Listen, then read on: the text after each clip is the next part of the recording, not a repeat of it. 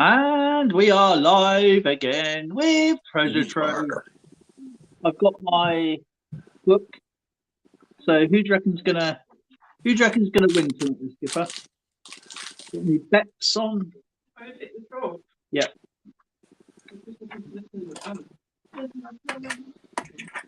And we have, of course, EAC, Swan Queen, Doug Harding, Silver Sea, Rebecca, Ramsey Far Away. TV all the way from Monaco. Or is it Monaco or Morocco? Morocco. Rebecca, So Far Away, Las Vegas, Evan Treasure, John Jacobs, Kyle Silver Knight, Patty, and Lady Brabham.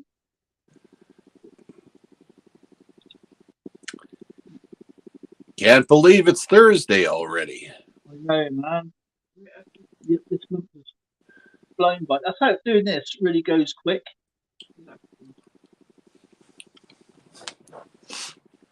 Think about that, eh? First person in the house from Morocco. Yep. I'm just writing out next month's one. So I'm going to write this down what's in my head. Well, you go right ahead. Alex. There's a Mercury, don't I? Right. Cookiana. Do you know any songs about Cookiana? No? Cookiana, she's big on singing and food, isn't she? Don't know.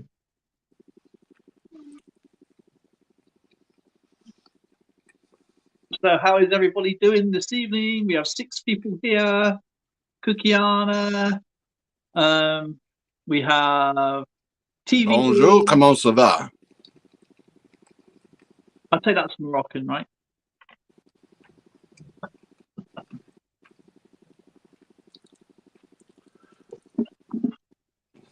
And Patriot Prospecting has shown up.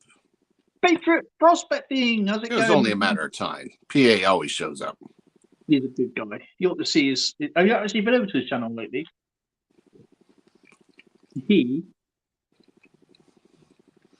I'm not sure. Might have.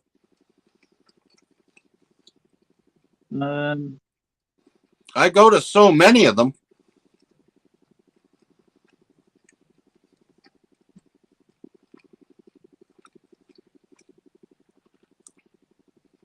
He won something the other day. Told me to go over there and look at it.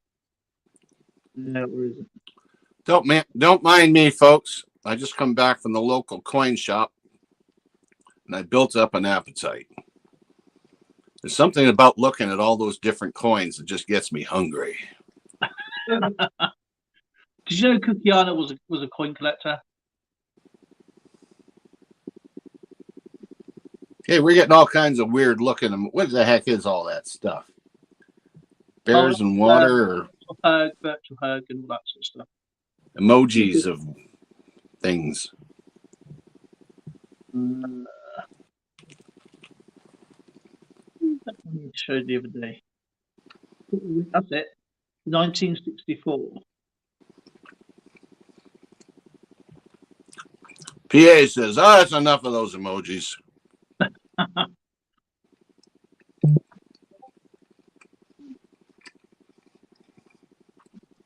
What's that?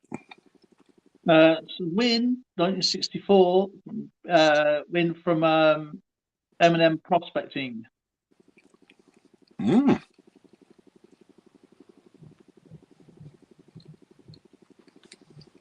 But let's see. Barbie. Was is that? That's PA Patriot Prospecting's channel. He's looking out the window. Yeah. I think he's missed McDonald's and he saw venison instead.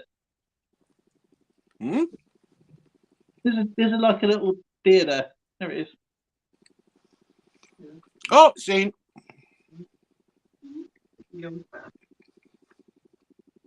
You just won 5 coins from him. Oh. That's pretty cool.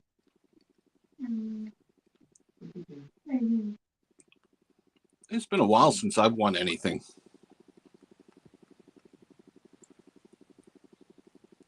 Wow.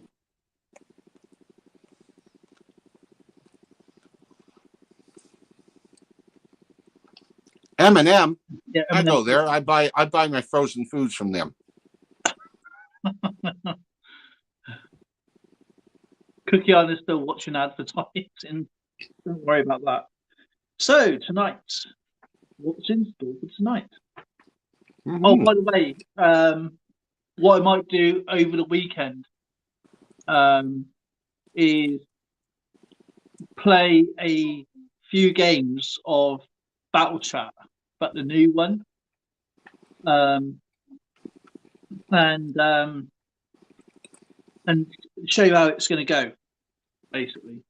So I'll play with everybody in the string, but just a mock game, just for a bit of fun, and or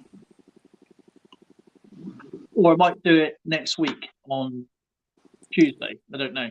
Might be awesome. Tuesday. So knock me over with a feather. Taffy's Coins is in the house. I know, right? Papa G, battle for the bacon, battle chat for bacon. But yeah, it's going to be. I mean, the way I really want to try and do it is so everybody can be involved. There's no language barrier. There's nothing like that. It's just literally, I just write something in a chat. Whoever writes that correctly in the chat gets to go on the board. That's basically it. And again, it's going to be obviously whoever gets the most right wins something, and whoever sinks the ship. So that's basically it. Battle chat for bacon. Now, how does that work? Well, we find a pig. Are we playing for pork bellies or what? Pork belly. Is it smoky bacon or just normal black bacon? I like smoky bacon. Gammon ham.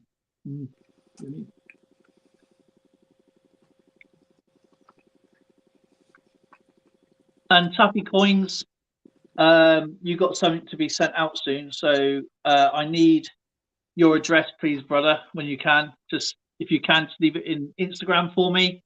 Alex has sent something to you, but it won't be out until probably a couple of weeks or so. So.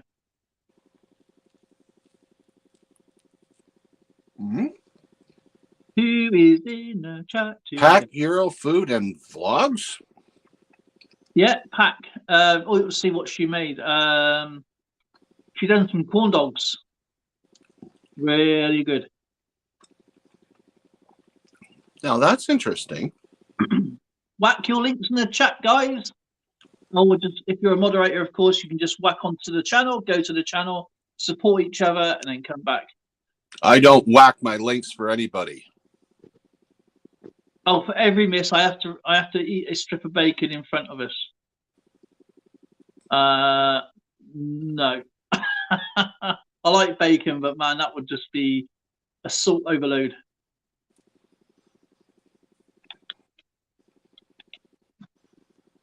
And so we have 1, 2, 3, 4, 5, 6, 7, 8, 9, 10, 11 prizes this month.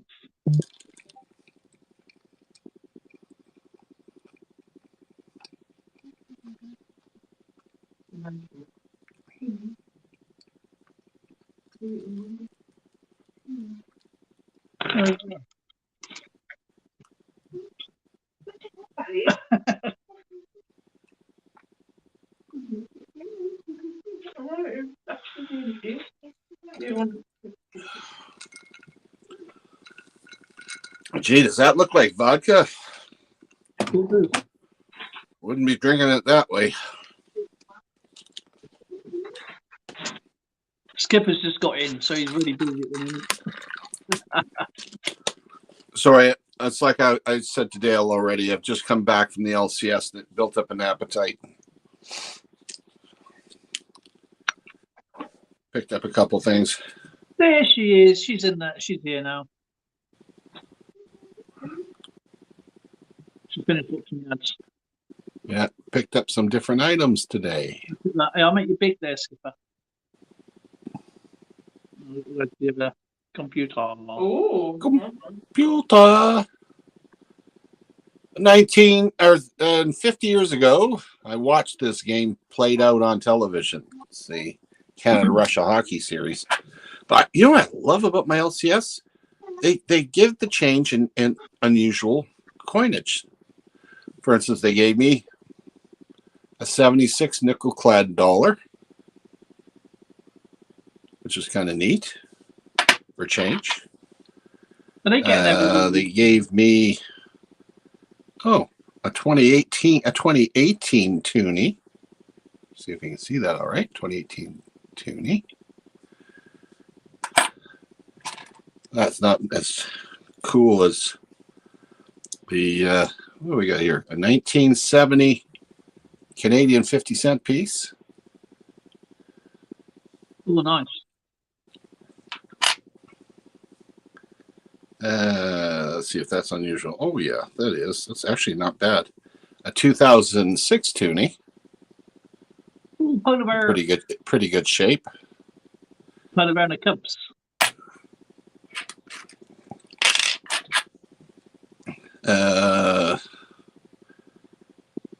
Oh, that's not even worth looking at. Okay. Oh, but those are. We got a 1979. Yeah, 79 half dollar. And the fun part about these half dollars is that these aren't intended for circulation. So to get them as change from a store. Yeah, there's another. He gave me two, so I got two. So those will end up going in giveaways and stuff. Really great getting those things as change from your LCS. And I picked up a whole whack of 2x2s. I was going to get, they do actually have the ones that don't need staples. But when I saw the price, it changed my mind. No, I don't use the self-adhesive ones. Yeah, they're just too expensive. Yeah, and they lose a sticky after a while as well. Oh well, forget that. Then I did the right thing. So I got new 2x2s. So for all the denominations. So I'm good. The thing is with the self-adhesive ones as well. At least with the staples, or the way I do it, you can just cut the tape and then retape it again. With the self-adhesive ones, it's like one use. At least with a staple, you can redo the staples again if you want to. So you can get like 2 or 3 uses out of them if you really, really wanted to, and they're good for like temporary if you want to transport something in an old one, just take the staples out, put a coin in, staple it, and then send it off to somebody. That's the way. But with self-adhesive, well, that's it. It's just one use. Mm-hmm. I don't even know why they're more expensive, to be honest. As they're only a one-use thing. I think it's a novelty. It's just saves you the price of the staples. Big deal. They don't work as well. No. But yeah, I mean, I just like tape mine down and see where it goes, and then if I want to change it over, just slit it, and redo it again. Mm-hmm. And again, if you put like probably with me, you put a coin in it and you stick it down, and then you write something on it, you make a mistake, and you got to take that coin out again. It's not worth the effort, to be honest, the self-adhesive ones. Mm-hmm. EAC's in the house and Polar Bear. Right. Let's see if there's any coin news going around today. Oh, we do have the new sovereign out, which is the 1 gram sovereign for what's it again? What it is? Oh man, it's like mad. The 1 gram sovereign anyway, and there's 19,999 available to one household per one per household, and up to the 2nd of February, I believe it is.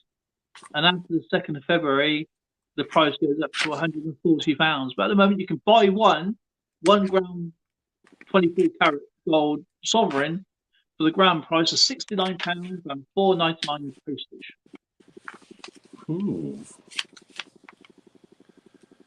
Well, as I said yesterday, that's the one I'm getting right there. Yeah. That is an absolute beauty. A 2013 with Queen Elizabeth II on it, and it's a Canadian peace dollar. That is a nice coin. And it's pure silver with a rose finish. Hmm.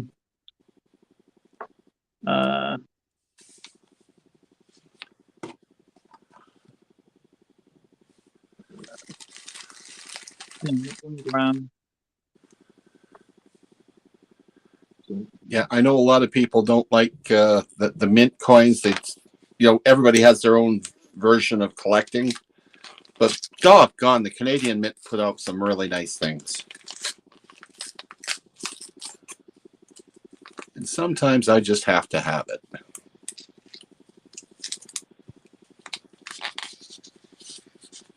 There it is.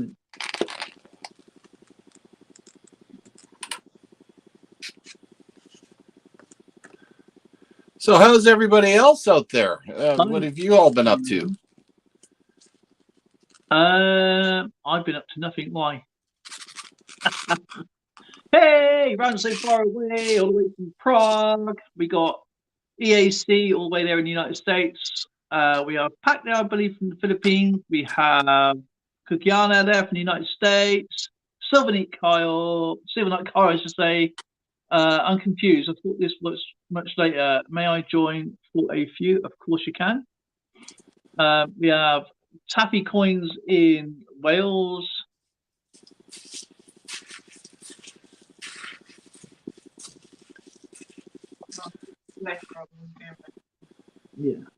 Yeah, it's nice to see so many from all over. Yeah, please do come up. It's your chance to shine, show us what you're collecting, and chit chat with us a little bit.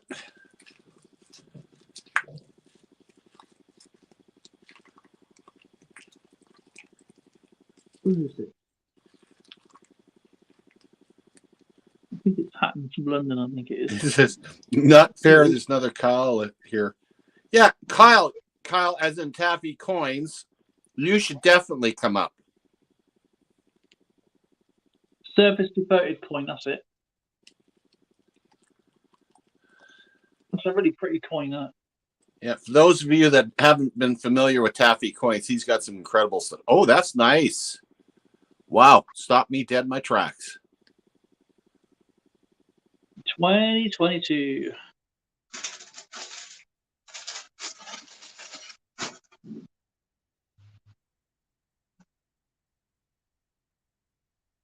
£69. I'm going to do something unusual. I'm going to hide until I see two more people up here on the panel.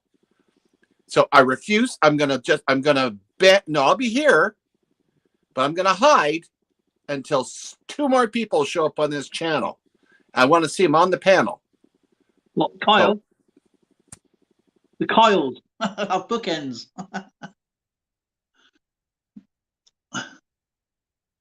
Okay, the link's in the chat. If anybody wants to come up, you're more than welcome to, of course. And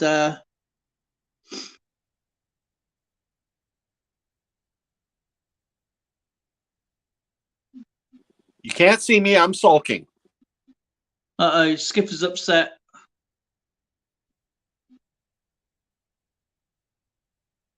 Kyle sandwich. Oh, man. Right, the link's in the chat. There you go. Come on then, guys. Come on, who's going to come up? Is it Papa G? Is it going to be Round So Far Away? Many coin dealers in Prague raised the price of 2023 bullions that have Elizabeth II. That's so stupid. I mean, they are overproduced. There is no reason for that. No, exactly. I totally agree with you. It's going to take an absolutely, I would say, looking at a good, probably 3 to 4 years before all the coins in circulation for Queen Elizabeth II and around the world, of course, that use her obverse coins will be out of circulation. So it's going to take a long time before more and more coins filter out, and so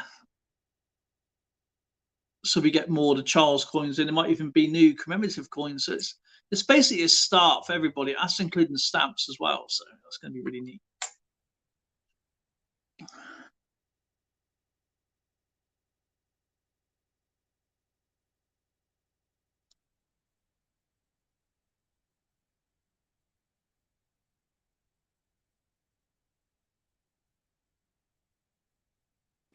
I'm still waiting. I'm still waiting. He's still waiting. No, but he's still waiting. So, and I'm on my own. It's not fair. I'm on my own, everybody.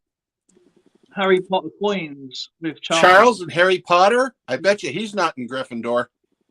Aha, we got one. You come up by half now, Skipper. Yeah, I just called you Neil instead of Dale because I brain farted. Yeah, I was just copying your link, Dale, to put it in my live that I was going to go on and do at 4 o'clock here my time. Because I thought I did all the math with all you guys' times, and I thought, okay, if you go on at 7, if I go on at 4, then I won't cross over. So I copied a link to my friend Grayman's channel. I went over and copied a link to your channel. It said you were live. So I've got an alarm set for 3 hours from now, or just under 3 hours from now, thinking I'm going to go on live with you then. So now I have to redo my live after this and say I'll make regular appearances on this show on Wednesday, this show on Thursday, this show on whatever day I go to. But I was copying a link to your channel when I saw it was live, and I was like, oh, I better switch my laundry now, because the only reason I went on later is I was switching my laundry, and it was the washing machine was vibrating, so I was going to go on after 4. So I copied the link, and it's like, hey, they're live. I better get on there. Well, if you do go live, we can all raid you. So and boost up your times. So hey, I get 150 subscribers this morning. So hey, big woo! Hey, 150. That's now, fantastic. I think I need to get up to 150 to platform share. So when I get on these shows, I can go via YouTube and it shows up on my channel too. But until then, you know, I'm gonna make these random appearances and, you know, hang out with you guys and do trivia and hype you guys' stuff as much as I can with my little channel, and hype somebody else to get on here. So Skipper will put his pretty face back on the camera here. Exactly. Well, I got a promissory note from Kyle number 2. Ah, it's the Kyle. He's going to be up in about 10, and then 10 minutes, yeah. Kyle, infinite goofiness with these that I'm giving away, because, you know, this was my priority of the day other than my live, was to make sure I got on here with you guys, because today is the day you're doing the wheel spin giveaway thing. That's right. I'll be doing that in due course. So yeah, so I wanted to make sure that happened. And then while I'm researching these to make sure I have them, you know, of course, I'm an ultimate ding dong. I kept thinking these were wartime. The date's right there on them. They're 1908, Matt. So these are 1908. It's not 1916. It's not 19. It don't matter. It's 1908. So whoever wins gets one of my 1908 notes. So it's even earlier. So it's even better. So, okay. I didn't know if it'd be better or worse, because when it comes to monetary things and numismatics, I leave that to you guys. You know, I'm the comic book expert, but I do collect. I dabble. I'm a dabbler. Excuse me. Had to tear some tape off this box. I'll always call you a professional, not an expert, because an expert is a past tense drip under pressure. I'm a dabbler. I am a dabbler. A dabbler. I have my little knowledges of things, but you know, you guys are much more professional. I don't know about that. Much more knowledgeable, if you will. You know, I hold great knowledge in comic books and the history of comic books, but I do not hold great knowledge in world currency. I said it's kind of an oxymoron with me with my stand on my thought on money in the first place. I think money is a insane concept created by man to, just keep other people down. Yeah. So well, we haven't gotten into the Star Trek universe yet, so and that utopian ideology, I'm all for. I want to eradicate poor. wouldn't that be nice? Wealth to me makes no sense whatsoever. Not at all. No sense at all. None. It's just like we're supposed to learn by our mistakes, and we keep repeating them over and over again. I can't wrap my head around third world poverty. I can't understand it. I can't understand how we can let that happen. Exactly. I drive my wife crazy. She's like, "What would you do if you had $1 billion?" I said, "I'd give it away." Well, how much? $1 billion. I don't want $1 billion. I don't. I know. No, one person doesn't need that. For every super yacht, you can feed 3 villages. For a year, you feed 3 villages. Don't get a super yacht. Feed 3 villages. Yeah, I'm all for not just helping them. To go out and physically help them is an immediate need, but to be able to go out and train them, give them the tools they need. Yeah. I mean, I have a short story I'll share with you. Please. And this is my tool story. Do you remember Juan Valdez? The coffee guy. The coffee guy, right? Well, old Juan, he used to go and he used to pack up his mule. He was in Colombia, and he'd have his bags and his baskets, and he'd head into the hills, and he'd pick his coffee, and he'd be gone for a whole week filling up these baskets, and he'd take them in for processing and whatnot, and he would get a couple 100 pounds worth of coffee out of the deal. But Juan had a brother, Jose. He moved to the States. He was in the coffee business too. Became a truck driver. He'd go to the coffee fields with his 45-foot tractor trailer, fill it up, drive clear across the country. And there were thousands and thousands of pounds of coffee that he managed to move. The big difference was the tools. You give the people the tools and the training and help them that way, then they're going to become self-sufficient. They're going to have the food. They're going to have, and it's not just the and I still believe in capitalism, but when it gets to the point where people are suffering because you have the haves and the have-nots, it's time to get rid of that idea and give everybody a chance to actually have some sort of decent life. Let's help everybody. I'm 100% for that too. Contribute to society, but everybody's equal. We're all the same animal. Yeah. Our intellectual levels may be different. We'd have the same general ideology if we were good to each other. If the general ideology is be good to each other, it doesn't matter your religion. You have whatever faith you have. If you're good to each other, common practice. Oh, sorry, I went off way on a tangent there. Yeah, no, actually, ran so far away brought a really good point. Technology is great, but you also got to realize that there are certain occupations. If the technology jumps in there, those jobs disappear. Yeah, technology can take important jobs away. Like I keep hearing the stuff about, let's get cars that drive themselves. Well, what about all the taxi drivers? What about all the bus drivers? You're going to have driverless vehicles? Look at all the occupations. Those people are feeding families. Yeah. So I think they go too far with it. But anyway, that's my point.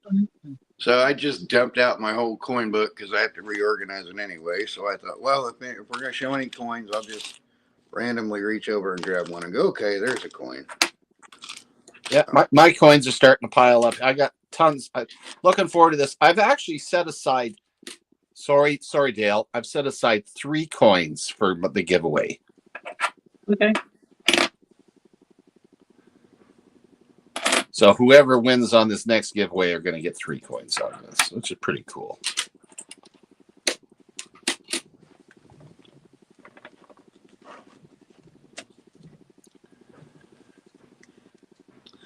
There's a 1946 Liberty. Oops, almost dumped over my. Good Lord, Rumpelstiltskin hit that place.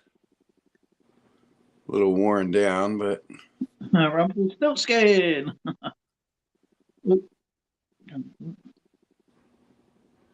little 1946 silver. And I think anytime I'm on, I need to just show that old monster off. Oh yeah. So what's that? Ooh, I like that one. I do love ancient coins. I really do. I just don't like the research. Augustus Flavius, so 420 AD thereabouts. And then Yeah, you guys get your links in there.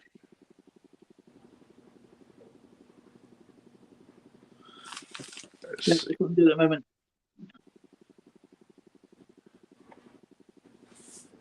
Just need a flashlight for this thing.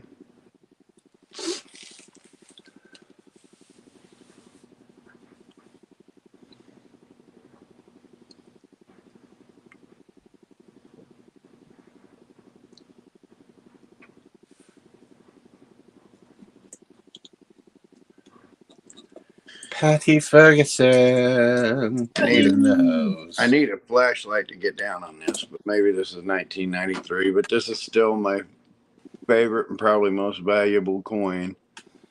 That simple 1973 or 93 dime. Can't break it down, but only one. Oh, that's right. That's very cool. A mint error. So yeah, it's not the level of that mint error where what was on your channel, Skip, the $13 million mint penny or whatever from the oh, you talking about the dot 36? Yeah. I don't know if it's on a level with that, but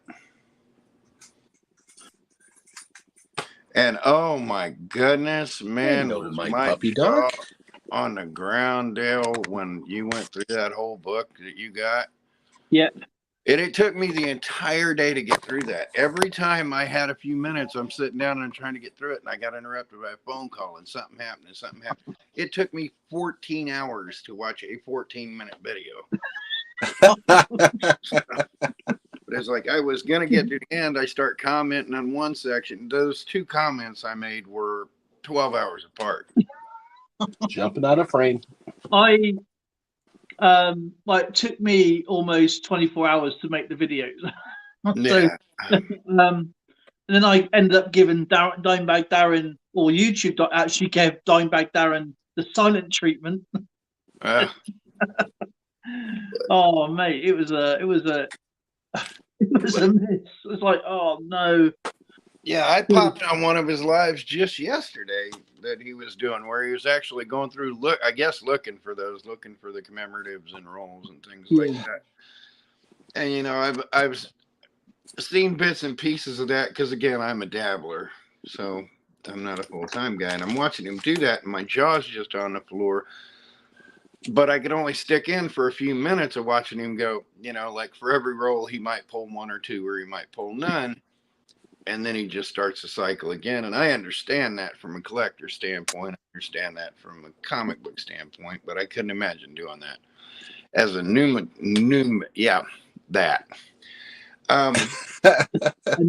So numismatist. But I watched him do that for a little bit, and I thought, man, that's dedication. And then I watched that book, and I was like, holy crap, no wonder his mouth's on the ground, you know? It's like, all right, so to get as many as he got, he had them broke down by year and identifiers behind it, so you didn't even have to do the studying because the identifier was right behind it. And then I thought, okay, well, they had some colored coins, you know, like they'd have the red and the white on the flag or whatever. That waving flag one just They are really What good. a coin. What a coin. But I mean, how many years did that cover? 67 to, is it 67 till 2022, isn't it? Good Lord. And it had like all of them. It had the run of them. Every single one. Yeah. Holy crap. Just My holy book's crap. done. I gotta get some new pages. Hey! There you go. There's another dedication. Completely full.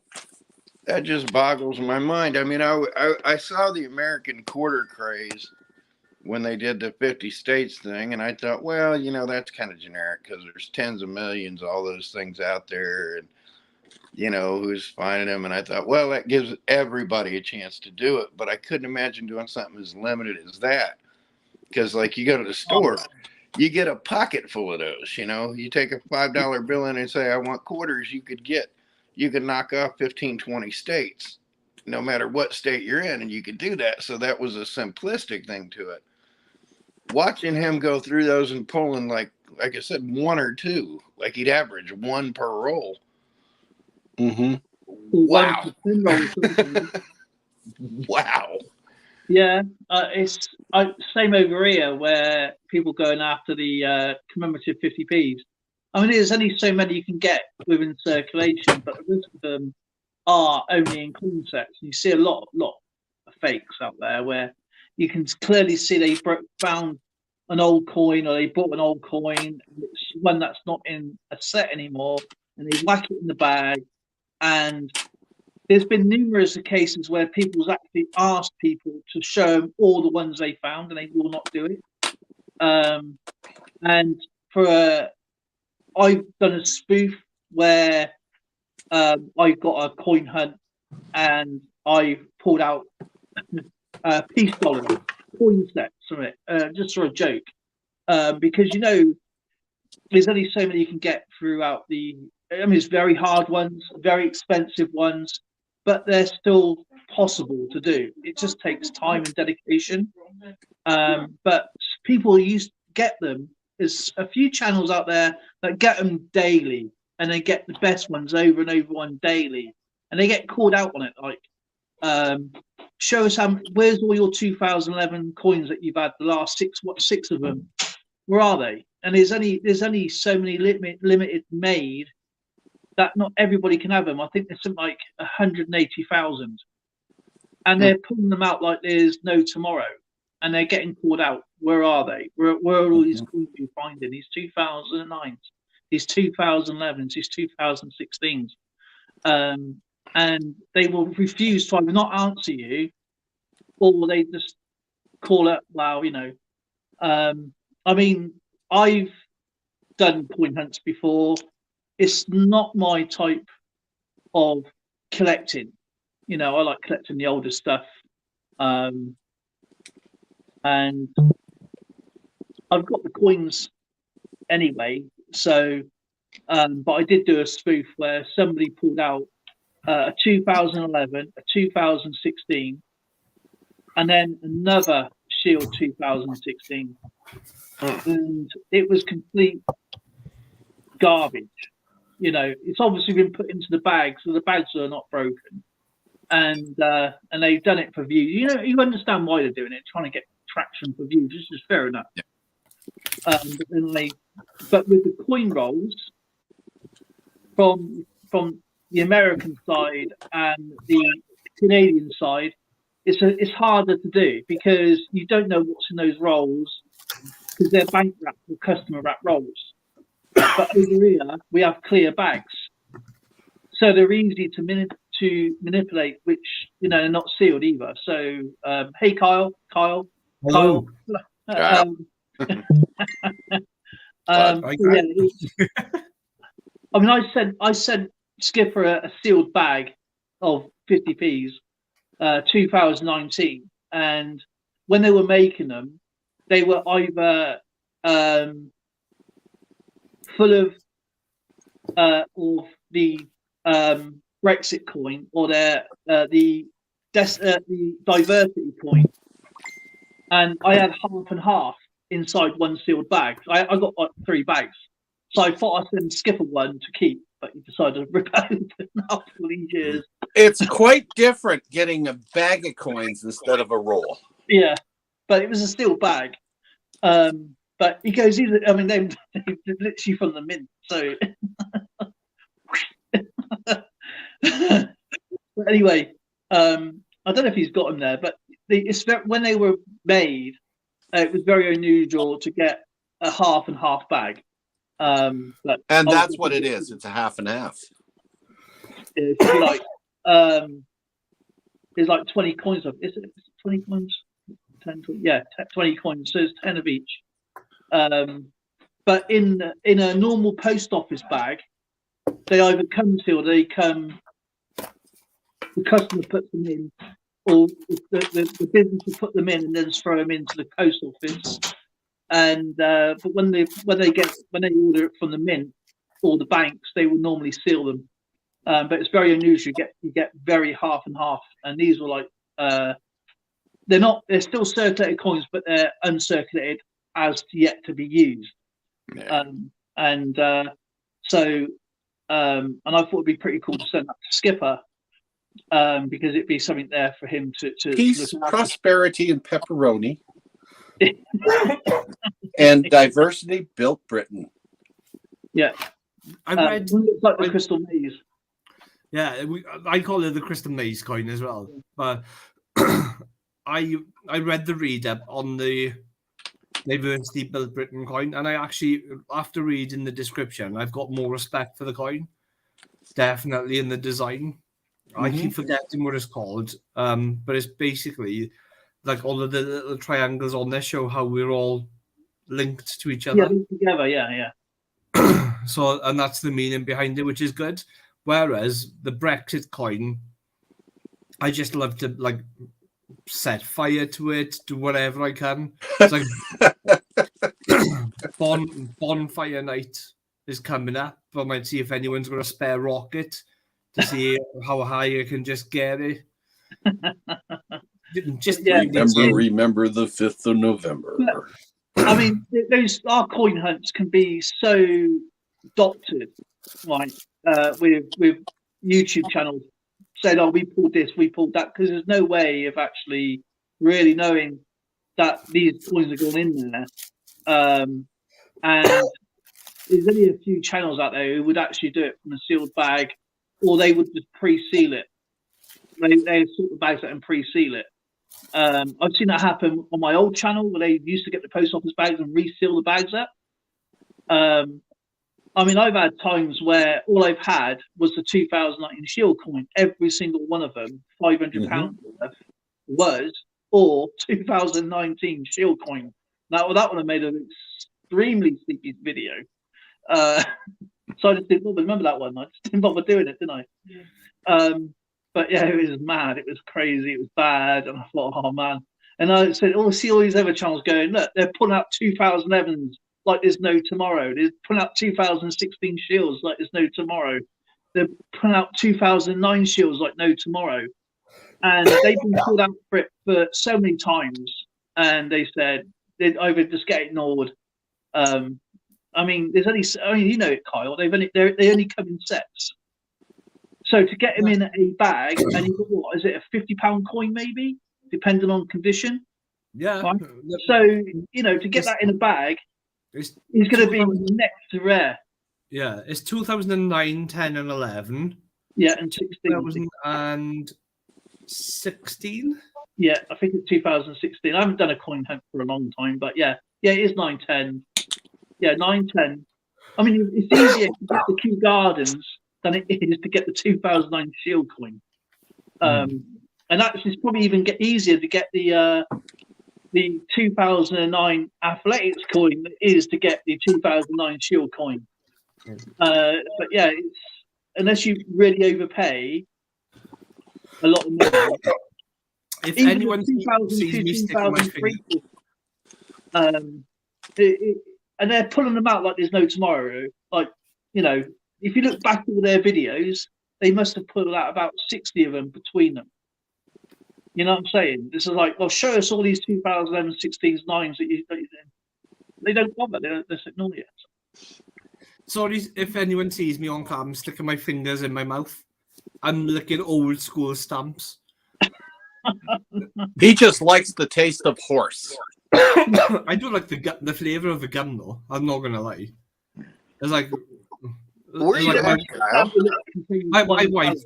my wife won't touch an envelope to lick it. I'm like, just under here. It makes no difference to me. Where are you at, Kyle? Wales, in South Wales. South Wales. Yeah. So I'm like 40 minutes drive away from where the Royal Mint is. Isn't that nice, Dale? We got 2 cows propping us up. I know, it's good, isn't it? The handsome ones are down low, so yeah. No, I can change that. Hang on a second. You were lucky when you said on not long ago that you like ancient coins. Patrick, I was going to say yes because you can remember when most of them were released. Yeah. How old were you when that came out, Skipper? 25. Well, let's see. I was born in 270. 2000. Let's see. Oh yeah. You coming up, Neil? Get back to the old Sanskrit. Neil gonna come in.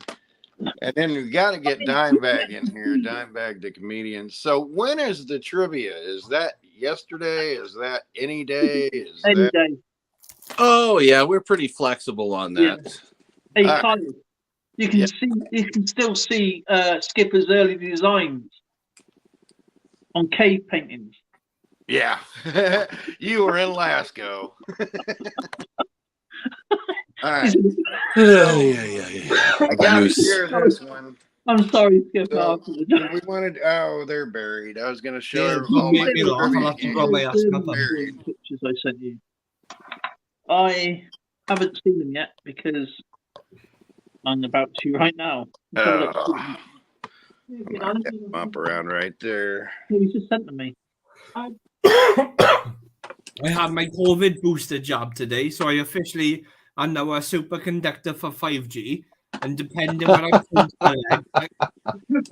I point my leg, I can pick up BBC Radio Wales.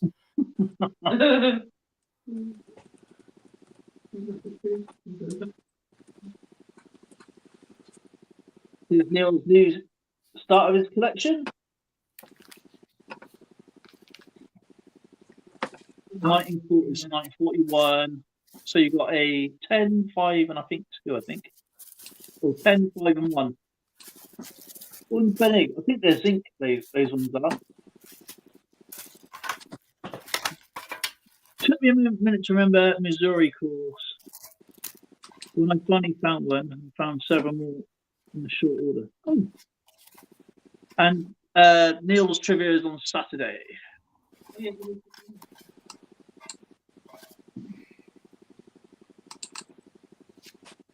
So, right, we are almost now. I'll do the wheel in an hour, in about 20 minutes.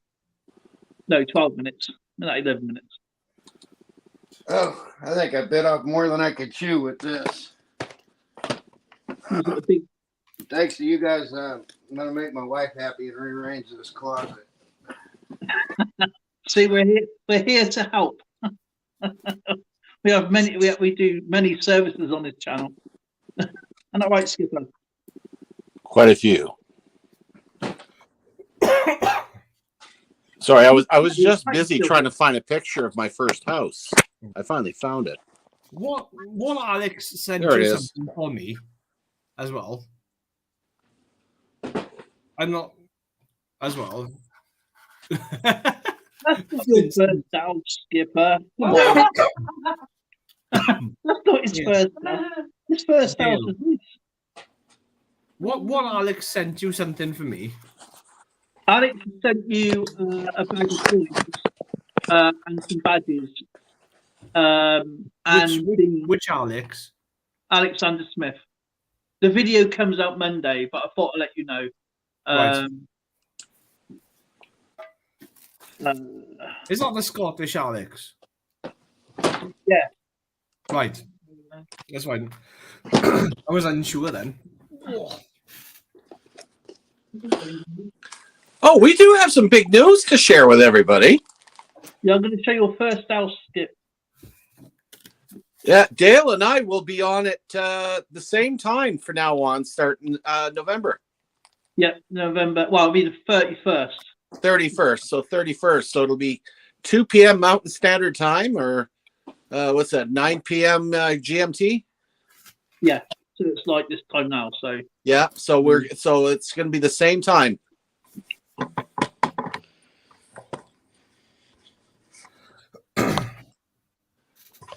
right. Right. Do you fellas want to see ridiculous? This is his first house. Ready? Okay, let's see my first house. Go ahead. He's going to put your nose this one. Here you go. It's a little meteor. Remember when you first? Wait a minute. It all started with a big bang, didn't it? Really? You had to go that far back. I mean, even Google was confused. Yeah, Neil, it'll be the same time.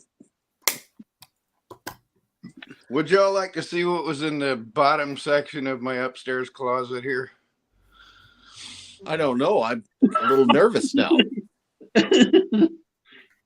I would. Genus 1. Oh, Yeah, looks very familiar. This is just in one part of one closet upstairs. And basically unopened Genus 1 and unused Genus 1. If you can tell us the answer. Here's 2. Ooh.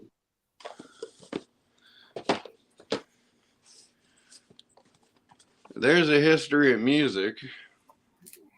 I'll be good at that. I'll be The good RPM edition. that is.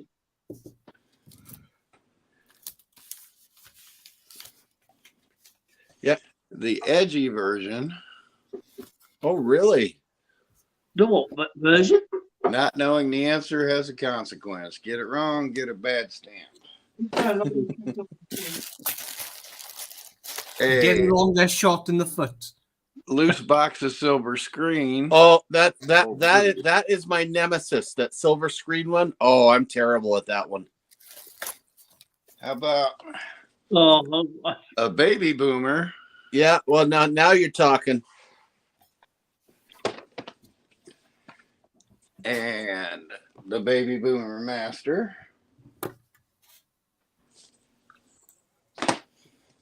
I'm going to pee my. How about the greatest hits? Oh, that'd be my worst nightmare as well. I don't know. I kind of drift off after the monkeys hit the. How about Genus 3?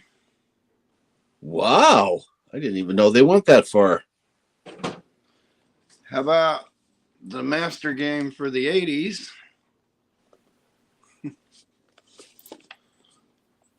Oh. So my grandkid can play every once in a while, bust out the junior. That's more than one. We have someone here that really likes trivia. That's nice. How about I absolutely love a quiz. pop culture DVD edition? Holy mackerel, Andy. One of my new sons, when I got married again 13 years ago, she had 2 boys, I had a girl. I went undefeated at Trivial Pursuit. Every full game I played at Trivial Pursuit from 1984 to 2013, when one of the kids beat me at 20th anniversary. He beat me on a Taylor nice question. But I went from 84 to 2013. No, it was over 30 years, so it was 15. 84 to 2015, I had never got beat at a full trivia game. Well, you know what? We should get you to be the quiz master for today. Do you fancy joining my quiz team on a Monday night? What's that? Do you fancy joining my quiz team on a Monday night? It's in South Wales, man. Possibility. There's a good It's- possibility. Yeah. You guys familiar with BW3's Buffalo Wild Wings 3? Nope. It's an American chain restaurant, but you know, these restaurants will do like the national chain restaurants will do trivia games on a little board you can play. And this particular one asked 15 questions, and like you could get 1,000 points per question, but you only get 10 seconds to answer. And the quicker you click in, like if you click in the first 2 seconds, you get to full 1,000 points. And then after that, it progressively goes down, where if you click in with a second left, you only get like 150 points, and then time runs out. So the highest possible score you could have is 15,000. Wow. And, you know, I played that game dozens of times while we were there eating, but I happened to go in one time, and 14 of the 15 questions I just immediately knew. It was ridiculous stuff. Like, what color is the emblem on Batman's chest plate? Well, I'm an old comic book nerd, just right away. But 14 of the 15 questions were just easy peasy for me. And the one that wasn't was a 50-50 guess. And I guessed right. So I had a standing score of 15,000 that was on their national record for 3 years. And I wasn't even on teams and things. And they're like, because, you know, if you crack 14,000, you're considered the master. And they had like 20 people that had cracked 14,000. And I came in this one goofing off one day and hit 15,000. I have an idea. Hold on. You have an idea? Yeah. Tracy has an idea. Okay. So, hi guys. Hi. Hi. Hi. So, since it's coming up Halloween, I thought if anyone has a Halloween story, a scary story, or something that they've heard of, or that it's happened to them, let's share that. I woke up Okay. next to my wife. That's my scary story. I'm going to tell her that, Kyle. She's not here. She's not here Not tonight. going to wake up next to her tomorrow. Ooh. Kyle, I'm going to take a photograph of you because it's nice knowing you, bro. Kirsty hasn't been here for 2 nights because she's been over my in-laws because her car can't hear broke down. I can't hear. Well, it's as loud as I can get it. What? So we all have common interest in coins and hobbies and things like that. But do I understand this right? We're all very happily married. Yeah. This isn't about you, wife. This is about something How you about experienced as a child, or you experienced in general, or you heard a story through a friend, a family that happened. A haunted house, somewhere they went. Oh, we're big on stories like this. Are you guys into metaphysics? Because if you are, No. No. My granddaughter Piper, it was born on Halloween. So I thought in honor of her birthday up and coming, we could do this. I have a scary story. Okay. Dale? Go for it. I'm worried what Piper's going to think when she opens up her present. Oh, Dale, give me she's a- going to love it. You worked so hard. Wait, not one of you have a scary story. I do. Not. I do have a scary story, but I don't really want to share Say it, Dale, come on. the one. No, he's not allowed to talk. Oh, I'll tell you offline. Oh, she's Okay. going to tell you out. Yeah, she's off. Out okay. of line. Well, That's because everyone thinks it's mad. not one of you have a story. bunches, but not appropriate. Not appropriate for a family channel. You can't. Yeah, I could tell a scary story of how a piece of shrapnel about took my finger off, but Oh, wow, shrapnel stories. do you know what happens? No war porn. Do you know what happens when the webbing of your fingers gets cut? Yeah, I do. The joint doesn't hold and it just drops. I know. down, and you can just look down. Have you? Basically, that's like a floppy finger. Yeah. And I when it comes out, you can actually look down and see how empty you are inside in there, and they're like, "Yeah, we That's not Lady a Raven. took You that piece of guys, hot metal out honestly. and took my What shirt are we- off and wrapped it." I'm going to tell them a scary story, but not while you're here because you'll say, I've heard that 40,000 times. Ow! No! Don't! You should have accepted now. Stop throwing a beer. Stop! Ow! If anyone was into metaphysics, I could tell you about doing exorcisms, but that's Oh, generally man. scary Oh, story. you look good. Well, there you go. Hey. I The tried skip to hat. exorcism on my wife as well. That didn't work. The skipper. Kyle! I told you Kirsty's not here and I'm getting away with this while this thing's I know, but remember, her and I are on FaceTime. No. You guys are boring. You don't have one scary story. I do. I don't care about you. But you've You guys suck. you're mean. No, they are. She only, it's because we've been living together so long, she's heard the story about 40,000 times. That's what I get with Zoe. Do you have any spooky stories about clairvoyance? You know what? I'm not going to go into clairvoyance and all that stuff, but I'm going to tell you.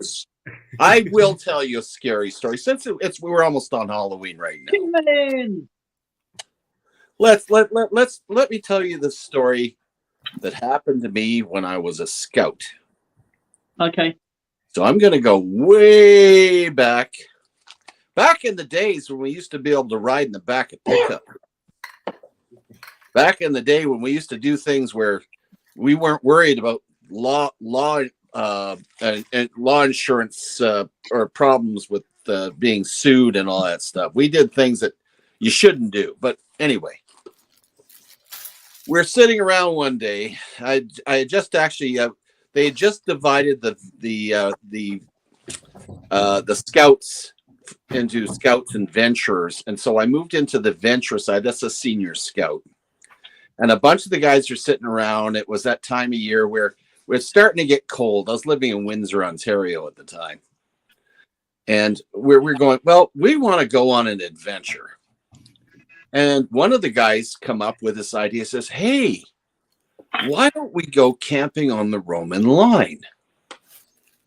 And of course, we're looking at what the hell's, why the Roman line? Why would we want to go out there? He says, well, you know the story of the Donnellys, don't you? He says, well, vaguely, I've heard of the Donnellys. He says, well, the Donnelly clan back in the 1800s was an Irish immigrant family that were living in Lucan County, just outside of London, Ontario. And they were a rough bunch. A lot of them were criminals, and they were not liked by the local community. They were liars and thieves. They were actually run a stagecoach business. Weren't they the gangster family with the mom? Yeah, it was basically an early gangster family, but they're all Irish. Their mom kind of was the patriarch of all of it. Yeah, pretty well. Yeah, that's Or right. Patriarch, I guess. Yeah, and at that time, they had one of the Donnelly clan just come fresh over, a female. I forget what her name was now. She had just come over from Ireland, and she joined them, and she realized just how bad the family had gotten. And when she was in town, she heard a lot of rumors going on that the citizens were going to start taking up arms and dealing with the Donnellys. So what basically happened was a mob went out to the Donnelly farm, and they murdered the entire family, including the young girl that just come over from Ireland. So this was the thing that happened on the Roman line, is where they lived out in the country. I says, well, you guys want to go out to the scene of the Donnelly massacre then? She says, yeah, let's go out there. So we picked up all our camping equipment, and most of us were in the back of the pickup, and we started heading down the 401 highway towards London. And boy, I'll tell you, of course, if you know Windsor, the weather is absolutely horrid during the winter. It's very wet. And we ended up getting poured on as we're going down there. Then it started to turn to sleet and snow, and we got ponchos over top of our heads, trying to keep ourselves dry and whatnot. And we finally got to the Roman line, and we were absolutely soaked and freezing. And so the driver of the truck pulled off into the farmer's field, and we quickly set up our tents in a straight line along the edge of the fence, and crawled into our sleeping bags, got all our wet clothes off, and we were huddled in there and trying to warm up.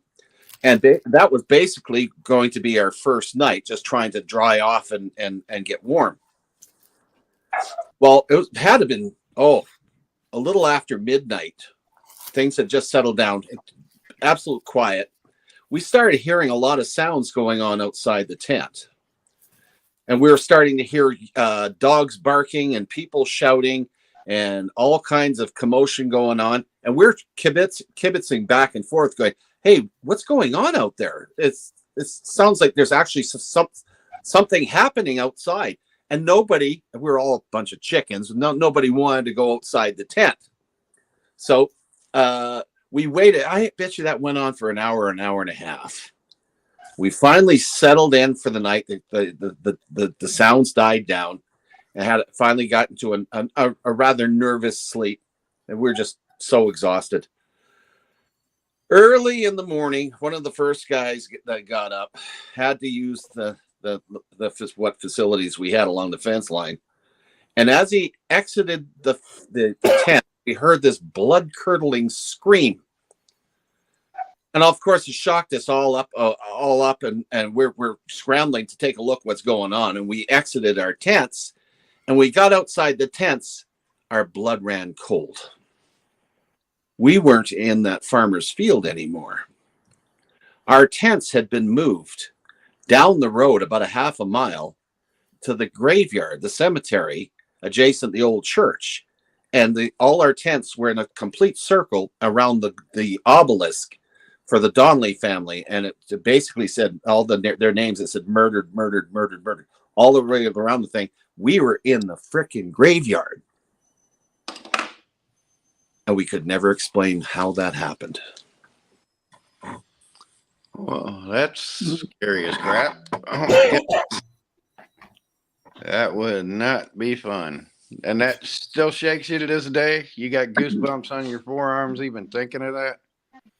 Well, I would hope so, since it's not true. Yeah. There you go. But there's my story. There you go. I'll tell you something that happened, not as crazy as that, but something similar. Now, Kyle knows the Black Mountains in Wales, right? No. But you're talking the other Kyle. I thought the Black... Oh, I don't know. I've heard of the Black Mountains. I'm not sure what they are. There's a road there called Devil's Road, right? Or something along those lines anyway. Wow. Bearing in mind, I'm not long past my test. This is 1990. Okay, I passed my test in April 10th, 1990, and I got my car, and me and my mates would just go out anywhere, and we'd Skype work. And,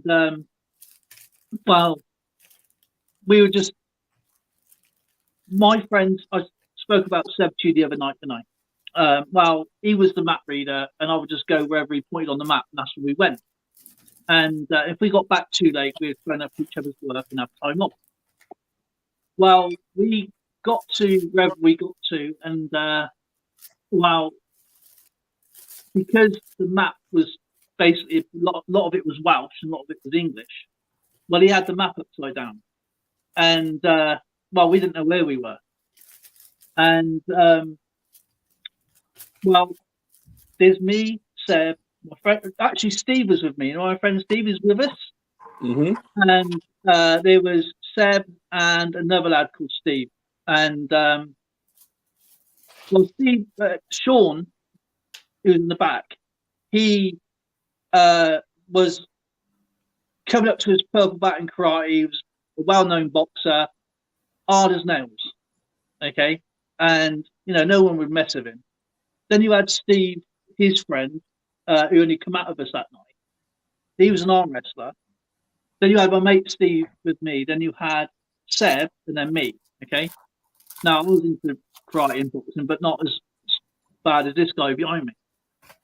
But anyway, we was getting low on fuel, and we didn't know where we were.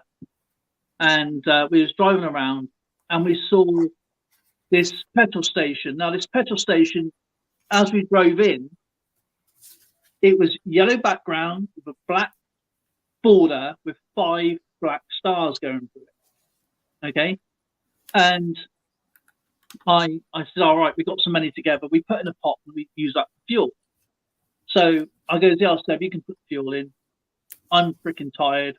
I am so tired. I've been work all day, remember. I've been driving out. It must be about 3 o'clock in the morning. We don't know where we are.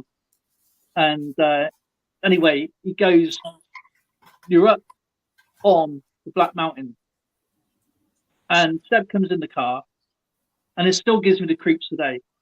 And he gets in the car. He goes, oh, man. Oh, that was so good. We got fuel. He goes, we got to keep going that way. All right. So he drove off. I mean, it must have seemed like a couple of minutes. Okay. And I said, you know, we could have got ourselves something to eat and something to drink. So, I mean, I don't know about the Black Mountains today, but it was a massive, like, it looked like a 1-lane road back in the day. It was really high, no lighting, nothing, and thick bushes, something like a horror movie. And so it turns the car around, and we could not find this garage. It was up and down this road, you know, for must be a good hour going up and down this road. And we thought, you might as well get somebody, pull over, grip some sleep, wait for daylight, do whatever, you know. I looked down, I go, Seb, your feet are absolutely filthy.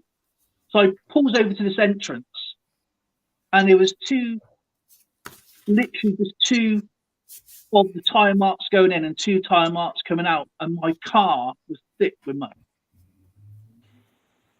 And that's one of my stories. And we could not find this guy. I've been searching on the internet for the same garage type, and I can't find it. And don't bear in mind, back in the day, there was no 24-hour garages unless it was on the motorway.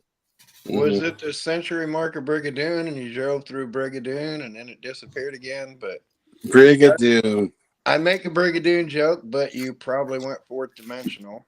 But I love Brigadoon. It was full pumps.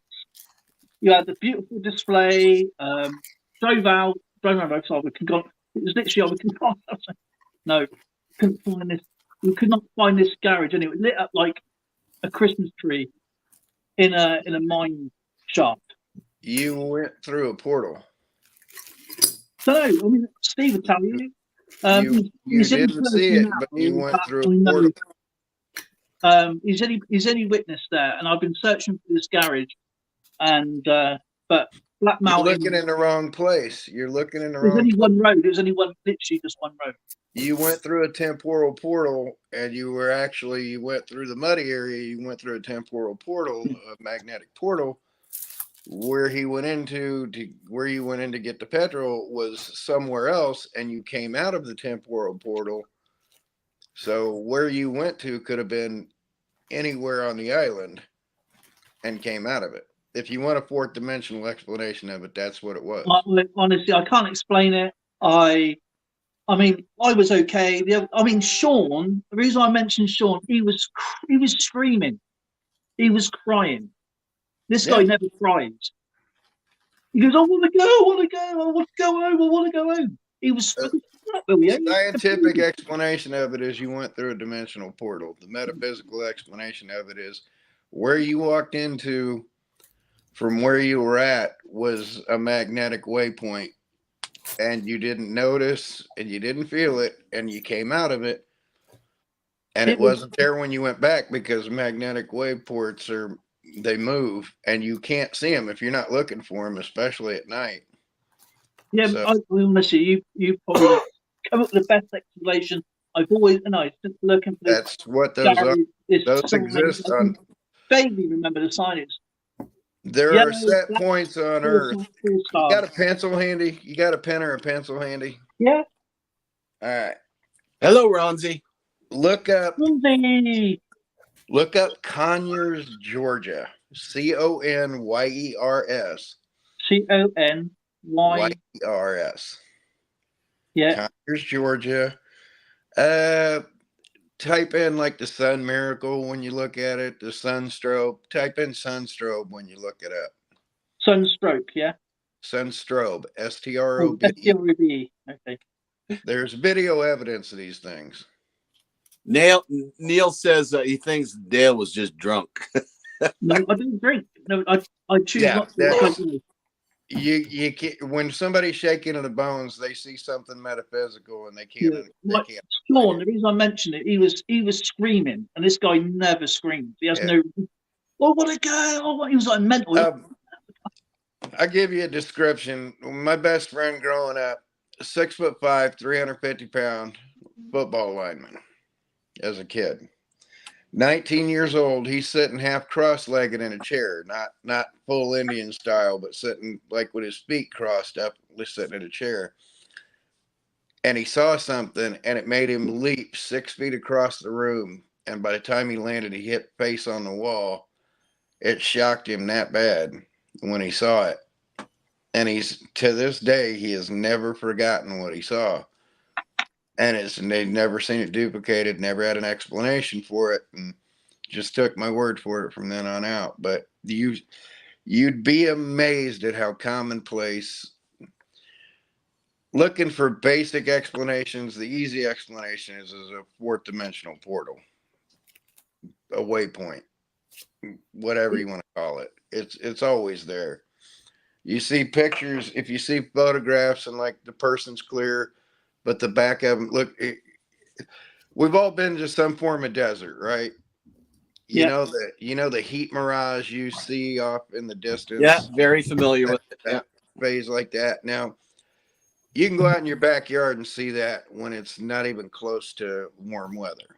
If you see that, there's a good indicator. You're looking at the northern lights on the ground. There's another way to put it. Okay. And it's a dimensional waypoint. You can go from one place to the next and not, unless somebody was standing on a street corner that you happen to drive by when you came out of that, they'd have an experience of seeing a car appear out of the blue and then drive off and disappear into the blue. And if they weren't looking, they wouldn't even notice, especially if there's only 4 of you at night and then nobody understands it. And is it an alien abduction? Is it this? Is it that? It's a simple scientific explanation on a metaphysical thing, but if I went too deep into it, which people already probably think I'm cuckoo, but I'm telling you, there's plenty of proof. No, I don't talk about it like, out in the open, because that's the problem. It's wackadoodle. People will think it's wackadoodle until they see it, and then you can't take it out of them. You can't. You and your mates with you are never going to take anybody's word otherwise. You were there, you saw it, it happened, it wasn't a drug-induced hallucination. You drove into a mud puddle, went into a store, drove out of a mud puddle, and the store wasn't there, but you're looking in the wrong place. Mate, that's what I thought it might be. Was it further down? Have we gone? If you can remember the store name, don't even think in terms of city or county. Think 100 miles away. Think, if you knew it was British, think the other end of the island. Literally, think the other end of the island. If you remember specific names like that, and you'll track it down that way. If you're looking at the Black Mountains and you're looking at that, you're not going to find it. If you look and you remember specifics about it, you're going to find it somewhere where you were nowhere near. I mean, that's how my play works.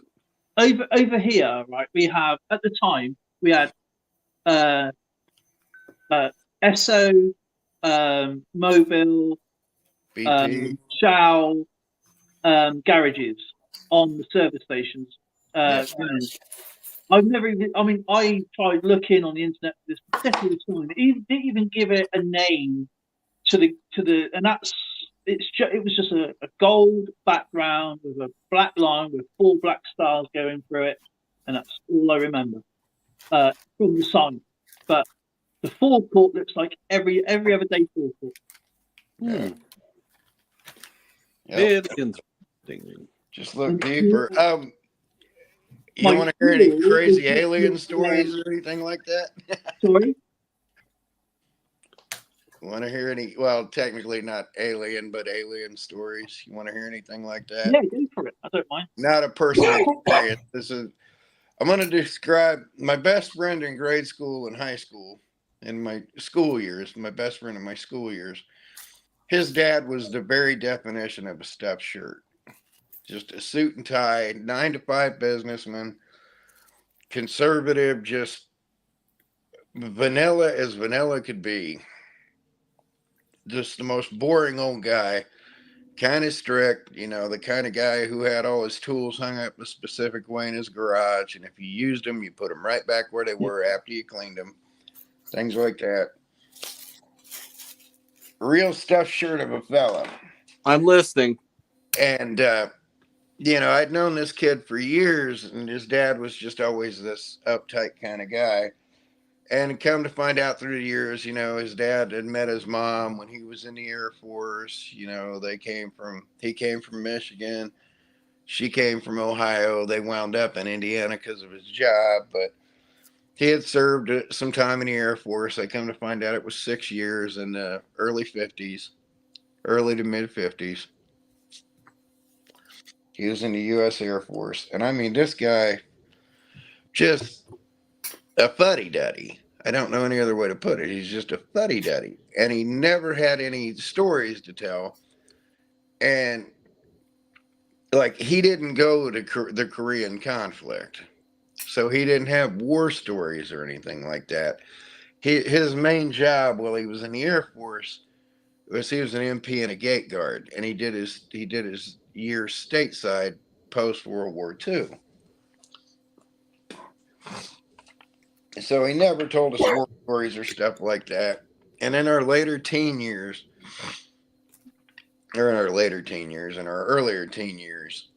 we'd taken to, because I live in the suburbs of Indiana, or lived in the suburbs of Indiana there. So we couldn't always go to big campgrounds or things like that. So if we were bored on weekends, we'd pitch a tent in the backyard, stargaze, like when there's meteor showers or whatever going on. We just pitch a tent in the fenced off backyard and go on. And one night when a predominant meteor shower was going on, this had to have been late 70s, early 80s, probably early 80s by then, like 1980, 81 maybe. And we're hanging out in the backyard, little tents, just hanging out, cooking marshmallows and watching falling stars and stuff. And his dad comes out and he's just staring at the sky. And he just keeps intently staring. And then he'd go back in and he just started getting jittery. And we were trying to figure out what's going on. And we went in and made peanut butter and jelly sandwiches. And he's just kind of sitting at the table staring at his hands. And you could see he'd gone ashen and he'd got goosebumps and he was kind of shaky. Quite literally, what I've learned later in life, it was PTSD. It was straight up PTSD we were staring at with this guy. But of course, as kids, we didn't know it then. But this guy, I'd imagine everybody around the world's heard of Eli Lilly Drug Company. That's located here in Indiana. It's the largest pharmaceutical company in the world. And he was a pharmaceutical executive, like I said, just a total stutter. And we're staring at him like on the verge of a breakdown, but still lucid. And he finally came clean. And we just started talking. And he'd walk back and forth outside with us. And he just starts rambling on. He says, "You know what I did when I was in the Air Force, right?" I said, "Yeah, you were a MP." He says, "Well, my main job was a gate guard. You know where my first real job was?" Because he shows pictures of his old dog. He loved his old dog that he had then. He said that one particular picture with his dog that he always showed off, this black and white picture of him and this German Shepherd. He said, "Do you know where that is? Do you know where that gate entrance is?" Like, "No." because there was no name on it. And he said, that's Groom Lake. Do you know what Groom Lake is? No, I've never actually heard of that, to be honest. You've heard of it. You've just heard of its nickname. Groom Lake is Area 51. Oh, right. Yeah.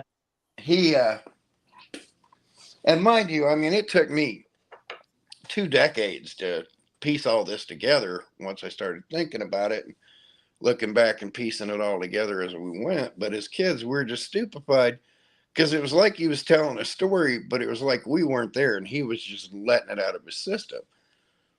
He was a gate guard at Groom Lake for almost 2 years. He was a gate guard at Groom Lake. You could not tell this man. Now, mind you, this is a Catholic stuffed shirt, church every Sunday, put the money in the thing, you know, lived a just straight boring life. And out of the blue, this guy goes, you will never tell me there aren't aliens and we didn't have some kind of contact, because I was the gate guard when they took the craft out and took it from Groom Lake to Wright-Patterson Air Force Base in Ohio. And I mean, you could look at this guy and know, you know, you could be a total stranger to him and you'd look at him and you know this guy is not pulling a story or doing anything like that, because he'd look just normal as normal could be on any given day and just all boring. And when he's telling this, it looks like he's staring at a ghost when he's telling it.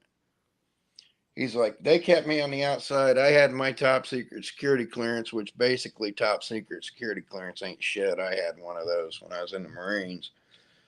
Then you got eyes only, and then you got even above that. And that stuff was, you know, he guarded the gate. He didn't guard the inside. And he said, I watched him pull out alien aircraft. I sat and watched them do it. And this was, I mean, he gave a date at the time, and I did not write it down, but it was,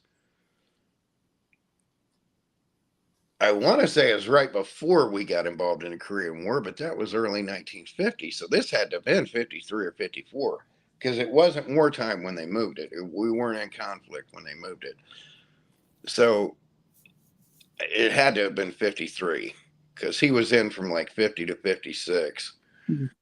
So it had to have been about 53, because he was specific about it didn't happen during the Korean War. So that would have been later after the Korean War. He was very specific about that. But this is a guy who you couldn't tell anything. You couldn't, you know, it's what you get, what you see is what you get, kind of la-di-da. And then that switch flipped. I saw a different man for the rest of my life, and he trusted us differently. He communicated with me differently. He went from treating me like a neighborhood kid to one of his own kids. You know, he just had that complete, like you said, that complete different experience where your friend who never cried, you bring that story up to him and he's going to shake. He's going to cry. He's going to freak out. And he did that. And I, right there in that moment in my early teen years, I'm like, all right, I believe in aliens. You know, there was just no ifs, ands, or buts. I didn't, you know, my curiosity hadn't got that far away from me. But it's like I hadn't had my own experience, but I looked at that guy and I was like, yeah, okay. Well, he's verified that they moved an alien aircraft from Groom Lake, you know, and that's not a pulling a leg story. And the guy's dead. He can't verify it again. And there's only half a dozen of us that's ever communicated with him about that. But you'll never tell me otherwise. There's aliens just from that experience, you know, which, you know, it's a indescribably large universe. We're not the only things here. Yeah. But my first experience with that, my first memorable experience was through somebody else, where you just knew. You could look at them and go, they're not pulling anybody's legs. They don't want to talk about this. They don't want to be known for it. But yeah, I grew up knowing a Groom Lake gate guard. Well, that is an amazing story, to be honest. And it's just so weird. And like, he's passed away, but his name was Arnold Tester. And if you look him up, all you're going to come up with is like an obituary, and he retired from Eli Lilly Pharmaceuticals. But man, what a story, because it wasn't one of them yarns where, you know, hey, we're sitting around a campfire and a meat Yeah, hook. you can Yada, tell yada. when someone. That was he had an epiphany in front of us and got it off his chest, and he changed. He changed as a human, because we were the first ones he let that out to that weren't his best friend, who was the other gate guard, you know, because anybody in the military knows you end up being best friends with a guy you have to hump the most shit with, you know. So you end up getting stuck with your best friend because time, you get to Yeah. know each other because you got to walk posts together and stuff. But sorry, man, I really went off on a crazy tangent again. I'm sorry I ate up so much time. Yeah, Oh, past King them. Skipper. Sorry, I just fell through a portal. There you go. Even And even a I'm pop- telling you, I could pull out shelves of books on it and people talking about metaphysics and stuff like that. I mean, if you look at my Facebook page, I actually straight up claim I'm a metaphysician, King Charles, you've aged. but No, that would be Uther Pendragon, Uther, father of Arthur. father of Arthur, Uther Pendragon, father of Arthur. My father's name was So- Ulick. So Skipper, you're a big book reader, right? Well, at one time I was, yes. Books to read if you haven't read them. Are you familiar with the comic book writer Peter David? No, I'm not. He did a book series, and I'm actually going to show one of them off. It was in a container up next to me. When I actually do go on live, I'm going to show one of them off. But he did this nightlife series, and it's KNIGHT, and it's a twist on the King Arthur story. Now, Mhm. mind you, this is the late 80s. It's like 88 when this book came out. But what he did to twist on the story was King Arthur gets awoken in modern times. Right. And he's so out of place, but he fits right in. That I won't give away too much of the story, but he gets awoken in Central Park. And by the middle of the story, he's running for mayor in New York because he can take it. But he's so out of place in the beginning. By the middle, he's running for mayor in New York. And there's a 3-book series which really gets into it.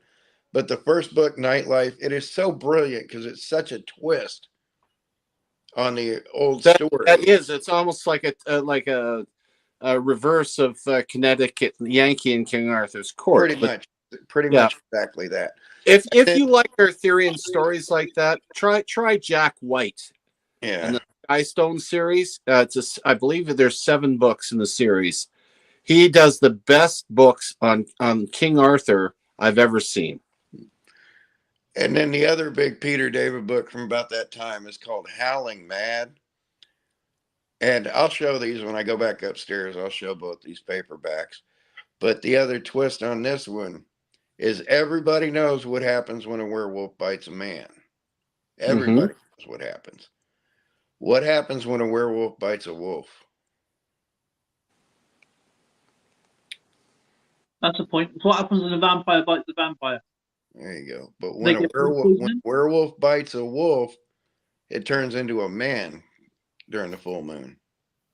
Oh, So it's the perspective of a wolf that becomes a man and has to learn how to be a man. hang on a second.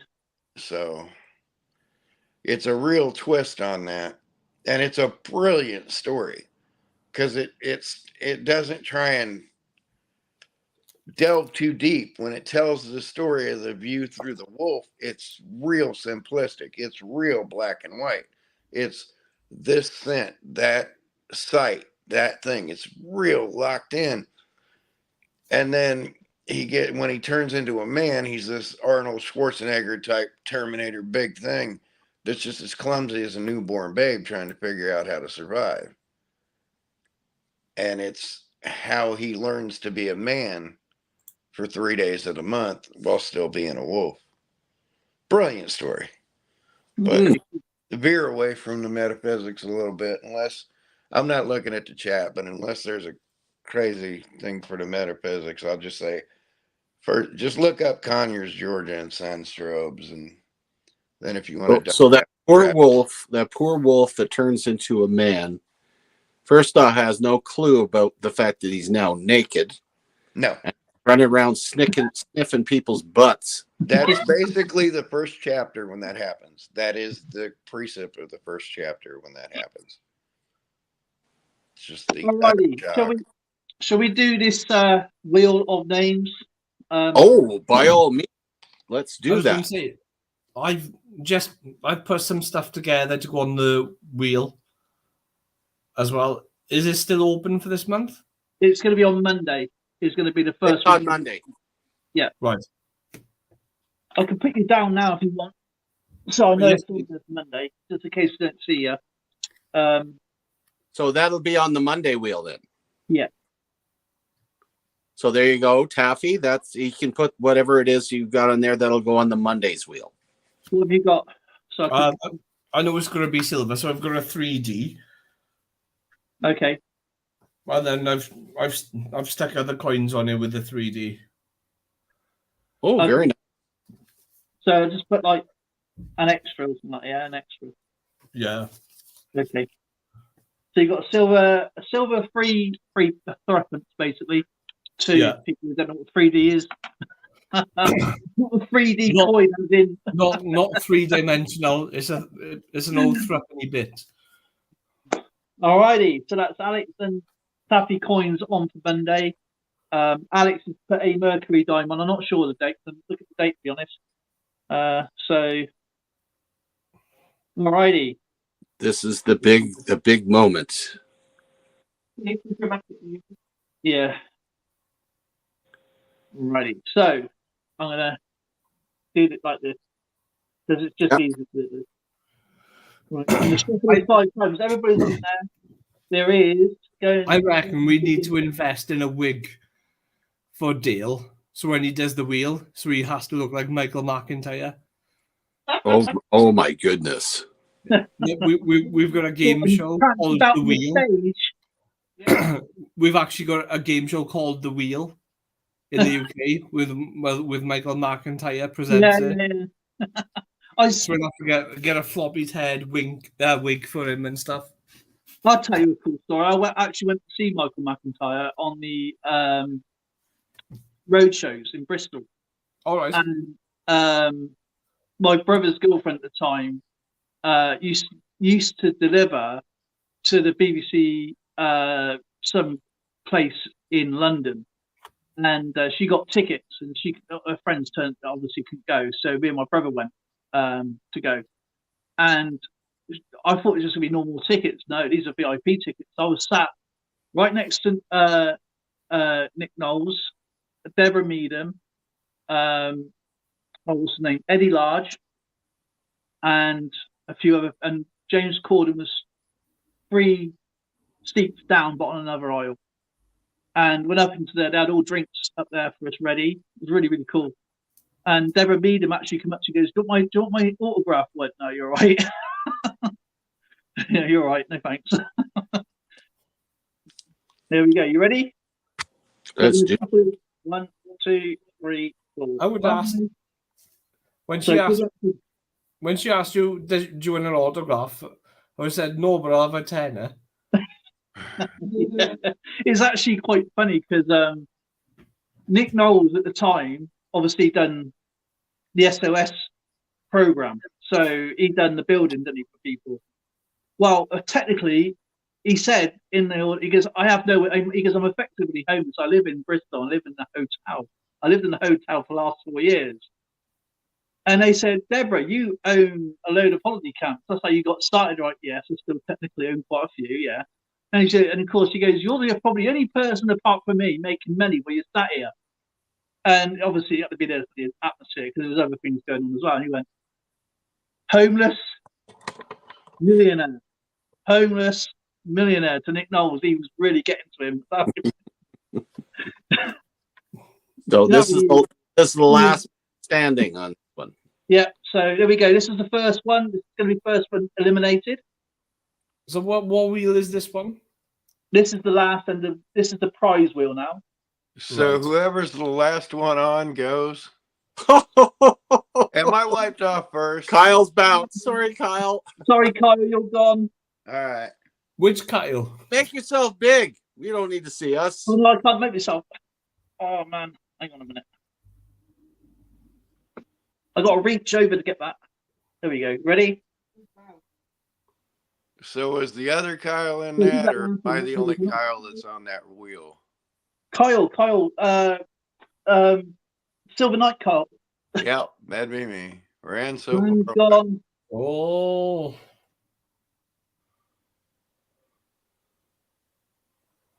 The tension. Sorry, Swan Queen. You are gone. I like this. Now, if it would have been the first person that gets it on the spin wins, I'd have felt silly. I like how the fact that you take everybody off. It's not the first one. It's not the first one wins. Oh, Las Vegas medal. Sorry, buddy. The most unluckiest person I know that's been on wheels like this before is Patrick. Yeah. Trust me, I know. Silver Tea's gone. Silver Tea. Nope, nothing going to New Zealand today. I'm still waiting for my first YouTube win of anything, but I'm all right with that. Silver Tanoa. Rebecca. She's gone. I'm thinking Lady Braven's got this one. Silver Tanoa wanted one of my silver dollars off. Lady Braven's going to win this one. Oh, Patty Ferguson's gone. Sorry, Patty. Sorry, Patty.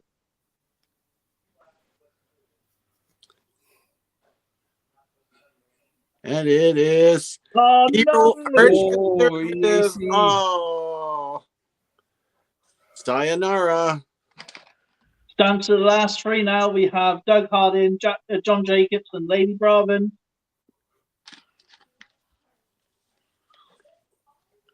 Oh, my guess was wrong. Oh, Lady Braven, she's out of it. My guess was wrong there.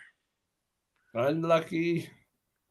Horseshoes and hand grenades. Now this is it. 50-50. Is it going to squeak over the line? No, it's not. And Doug Harding's out of there. And the winner is John Jacobs. John Jacobs, Jingleheimer Schmidt. He's won. Knew that was coming. John Jacobs, the winner for the month. So where's John Jacobs? He's in the United States. Oh, hey, easy for me to mail. Okay, well, this is going from my library to yours. So if JJ's in the house, then 1908. they should get hold of you, or they should leave their email in the chat so you can send them directly. So now it's down to John Jacobs.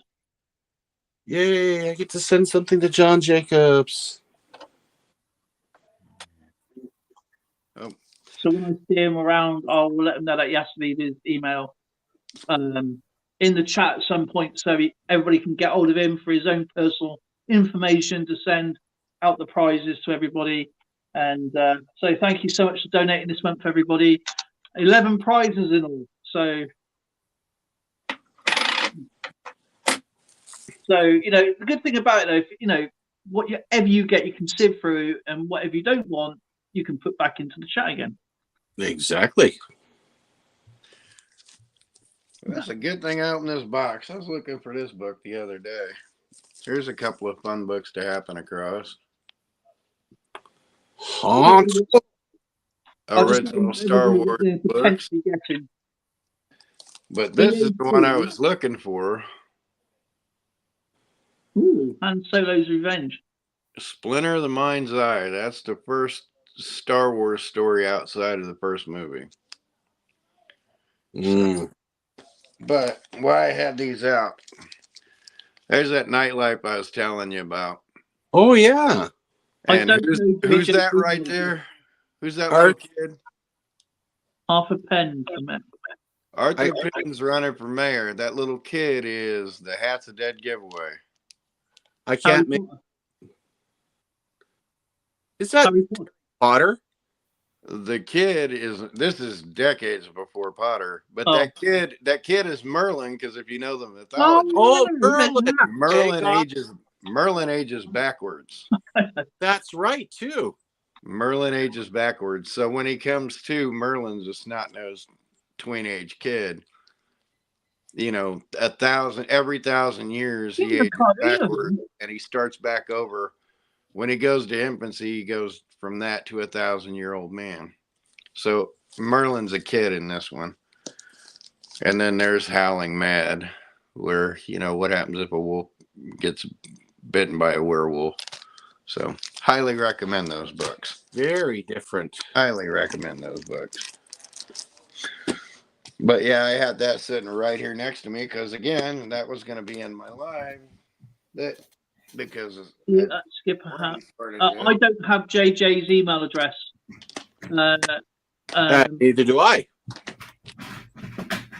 But when I'm around, I will try and get hold of it. So that's pretty cool. Thank you so much. What people are going to get potentially is going to be a Timex watch from EAC, a $10 roll of $quarter Alaskan dollar rolls, I believe, from Swan Queen. Doug Hardin is going to get a Kennedy. Is going to be sending a Kennedy $50. Silver Tea is sending a bag of Nefertite jade, I believe. Rebecca's got a knitted hat. Ran So Far Away's got an 1848 £5, a really beautiful coin. Las Vegas Treasure Hunt has got a 1911 V-nickel. John Jacobs did put in a 1964 Kennedy $50.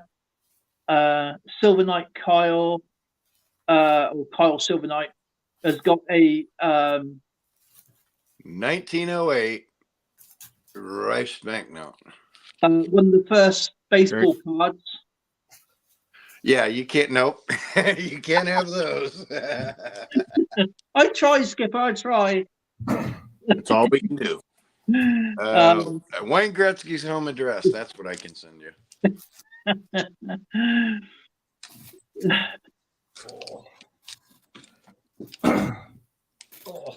Yeah, I will try and get all of it for you. So, and then I'll put it in on Monday if it's not.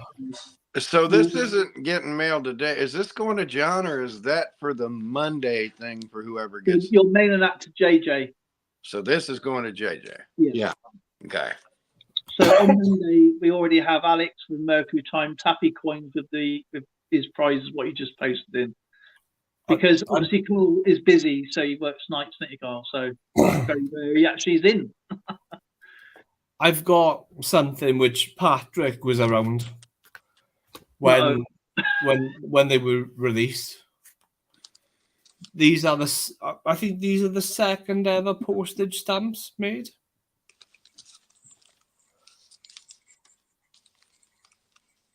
Oh, the red seal. The red penny black. Red. Penny reds. Yeah, penny reds. Yeah. I wish I could afford a penny black. I'm not that rich. You know what? They're not that expensive. Penny blacks. Yeah, there's so many out there now. If you go down to the local, we got a local a local stamp place. It used to be done on Thursdays, and they have all the collectors have loads of them. They say they're not as worth what you think they are. It's only because there's a hype about them. Yeah. They're not expensive. I expect you to send me a Madagascar post. Yeah, okay. I'll send you a Madagascar post stamps, which is probably run about £2.5 million. But the inverted aeroplane. And I'll probably get a George Washington grill with that as well. Thank you very much. I'd appreciate that. Have you seen the new £10 notes as well? Geez, they sound very. I haven't seen the new ones. I'm gonna have to, because I know there's a new design on them, isn't there? Ooh. Central Bank of Egypt. Beauty. No. Not legal tender in the UK, but it's still a new £10 note. Look like the Egyptian. I'll tell you what I do have. I have 2 of the 4 £20 notes, Scottish, the bridges. I've been trying to get Scottish money. I don't come across it that often, so I mainly just buy them in. Especially like the pound notes because they're affordable. Do you know the old £1 notes are old £1 notes before the pound coin? Mm-hmm. Do you know they're still legal tender in Scotland? Really? Scotland stopped making pound notes though. Even though they're stopped making them, they're still legal tender. Yeah, it's down to the if you was obviously paying a bill or a court-like fine, they have to accept them. But if it's a shop, they have their own discretion whether to take them or not. It's worth taking them because they're worth about what, £2-3 maybe, a bit more, depending on condition and what type and who's on there. So they're about £4 or £5 now. Just for depending on the condition. Yeah. The good old faithful silver certificate. Well, I've got quite a few of those. They're beautiful. They are. I love getting them. I had a grab bag recently from one of the other guys in the Silver Picker squad. I still haven't uploaded the video yet, but he sent me through. Got his Great to see you, my friend. Lady Robin. Which one you got there? Star Note. Okay, what's the serial number? Star Note. If you go on to serialnumber.com and there's a selection that you can put on with either silver certificates, star notes, and obviously normal serial numbers that you look through, it tells you the percentages, not the value, but tells you how collectible it is. Oh yeah, the coolness rating. Yeah. I've seen that. There's a few of the guys in the Silver Picker group that post stuff about that. I didn't know this, but I go around with a few members, and like spray can coins. I was not expecting this because I didn't know he did it. I didn't know he did anything for anybody's memberships, and I've been a member of him for all, but don't expect anything back. And he sent me a $20 star note. Absolutely awesome. Wow. I don't have anything above a 5. The highest note I've got is a $5 red seal. Oh yeah, I got a $2 and a $5 red seal. Have I got a red seal? Yeah, I've got a $2 red seal as well. There's one banknote. Well, there's 2 banknotes that I would love to have in my collection. And I care about the condition. I just want them, and I will save up and get them one day. And that is a Black Eagle and a Chief note, any Indian Chief note, which is going probably Civil War, I think.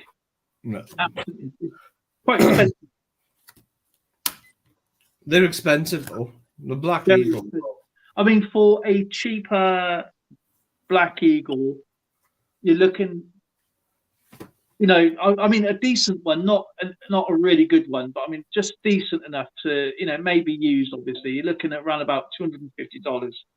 Yeah, that's as far as my Canadian collection goes for banknotes. Oh, I love Canadian. Do you know, I love all banknotes. As you know, I got quite a bit of world notes. I'll be back in a second. Hang on one second. I'm starting to get into them a bit more now. I'm not like well versed in like currency.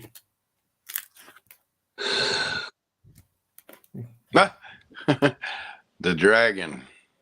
I got bitten by a were-dragon. There you go. Were-dragon. We're closing in on 2 hours. Are you guys going to want to do any trivia at all today, or are we just going to roll right past that this week? We can do a little bit of trivia. You want to do a half a dozen or a dozen? Whatever works. Wait for Dale to get back on here and see if he's got something to share real quick. And if we want to get into trivia, I, of course, have many things to choose from to ask from it, but I figure I just grab out a Genus 3 box and keep that out for a while. This is one of my favourite collections I got. And these are silver banknotes. So I put these up bigger.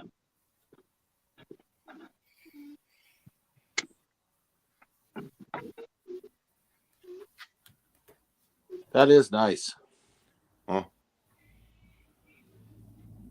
Oh, I've got one.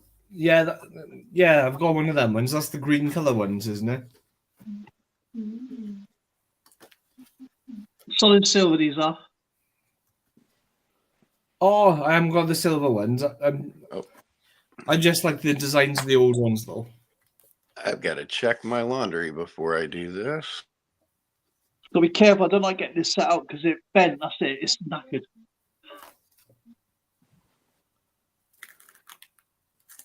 You can see that very well because of the light. Oh, don't I go?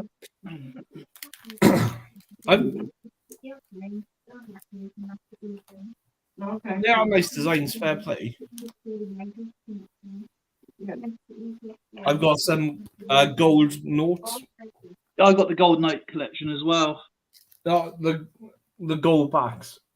Oh, the gold back. Sorry. I ended up with gold back when King Midas patted me on the back. Oh. Put that away a minute. So, and here you go. It's something old. Ready?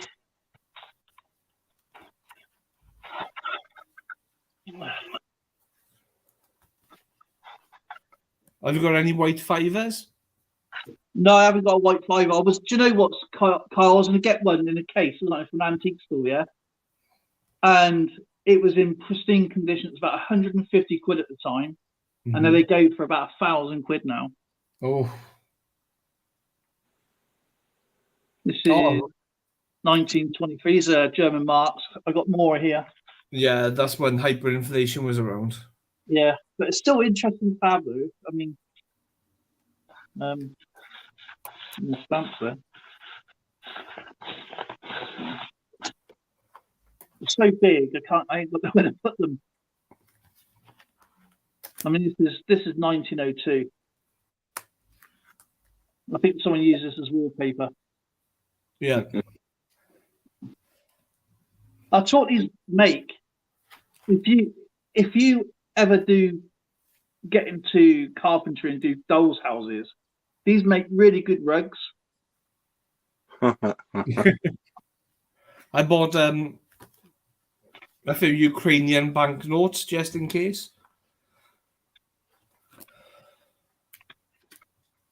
Here you go. I'll just show you this. This is some of my collection with my banknotes. So you've probably seen this anyway. This is some of it. Is that Sergeant Bilko on that note then? Sergeant Bilko? Yeah, it looks like Sergeant Bilko on one of them notes. Which one? Bill Silvers. Yeah. Yeah, he does look like Sergeant Bilko. Oh, man, that's made me laugh now. Oh, so funny.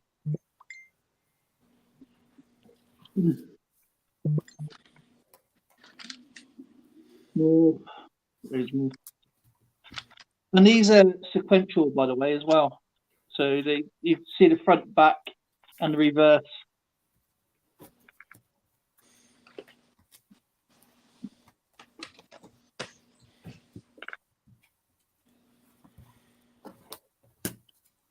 So these ones here are still in legal tender in Scotland.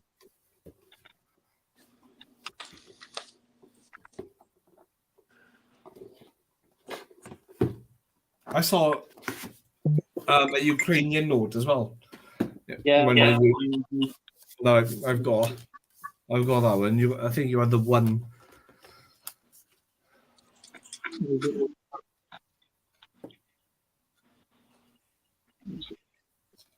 He's in there somewhere. Right, Madagascan, Egyptian, good. It's all mixed up. So I want to guess some of the old banknotes from like the 80s. funny to hear that the 80s is an old note. Ghana. Well, I was born in the 80s. I'm going to say old. Say to me. Ghana. There he is.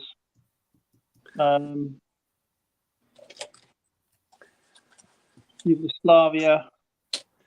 Egyptian. I used to know a girl named Maria that lived in Ghana. Gonorrhea. Oh, I bet she was a people person, eh? She was. I heard she had a bit of a sting in her tail. Yeah.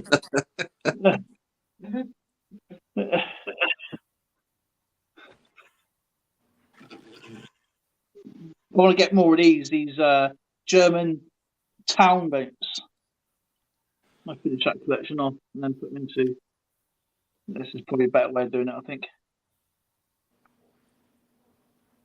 There's all the military notes. They are literally like about 10 pence each to buy. I was surprised how cheap they are. I know. Oh, You've yeah. got more Canadians. That's they're blank for a reason. That's going to be a 20 and a 10 there. What serial numbers on your fiver? Oh, how many £5 notes I have in my drawer? I had about £5 worth, didn't I? And a lot of them were AK-47s and all that, and it just hype. But no, this is nothing. I can't even see the serial number because it's on the odd births. I managed, like, one of my friends had an EA01 and they said they were thinking of selling it. So I asked them how much they wanted. They said, a tenner will do, so I just bought it for a tenner. That's a $20 star note. And obviously I've got a spray can there. I always do it with when everybody sends me stuff. So Beautiful. And then more old German stuff. And this is from Spray Can. This is another. He always sends you extra, but I buy things off of him, and he'll save it up for a few months and send it. And then Mikey sent me that one and a few others. And here's the older 1 shillings. That's the first issue 1 shilling. Beautiful. And then it ran so far away. Battle chat. And he kindly sent me all these here. More than I spray want can. to stay on and watch every little bit of this and do trivia and stuff, but I have got to step away for a while. No, I'll just go for this quick. There you go. Meow. Don't go through nothing quick. That was a 1908 Reich note, wasn't it? Neil's asking. I still want to know what a horse blanket is. That's a blanket is US basically bill. a horse blanket is an American note, probably about the size of that. Yeah, they were pretty big. It's just a nickname for a horse blanket. It's basically because it's a bigger than a standard banknote. A horse blanket is what you put between the saddle and the horse that gets all sweaty, and you got to scrub it all the time. And you got to make sure your saddle's cinched tight enough so you don't end up riding underneath the bloody horse. I know. My feet were too far into the stirrups too. I was an idiot.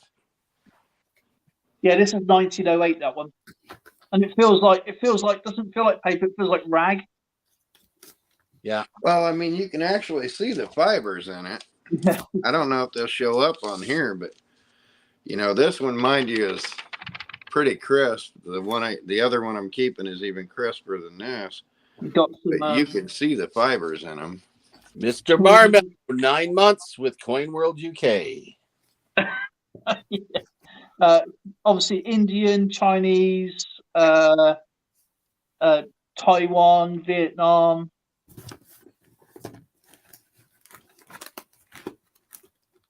More Madagascar notes, Vietnam notes. And they're all sequential as well. I just turned one round to show the reverse side. More of them. Chinese. And this is Beautiful. Ransom, more of Ransom there. My US collection is, and here's one of my gold backs there.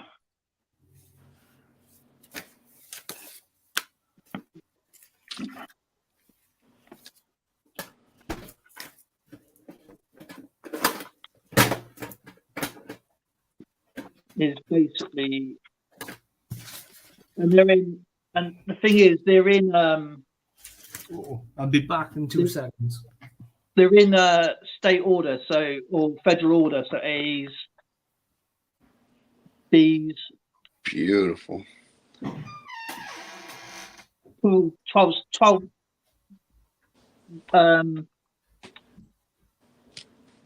reserve banks, and they're all serial numbered because each one is unique. Obviously, each serial number is unique, but they're all kind of below or date or birthday notes or Nice shape that.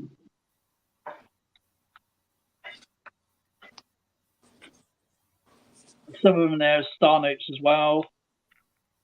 There you go, there's one here. It's actually pretty cool.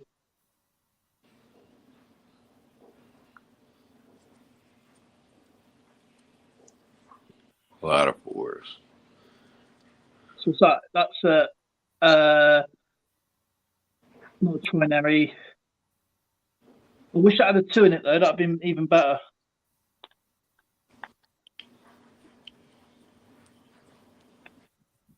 Yeah, I got more here.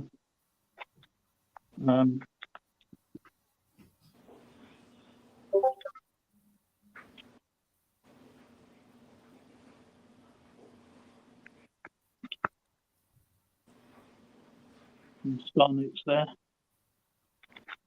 Yeah, these are just regular $1. There's some 20s in there, some 5s, some 2s, and they're all sequential.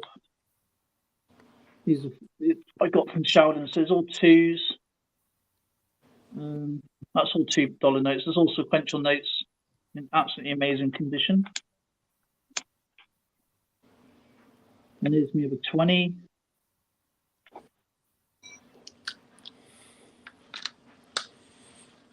The star notes there. More $2. And then $100.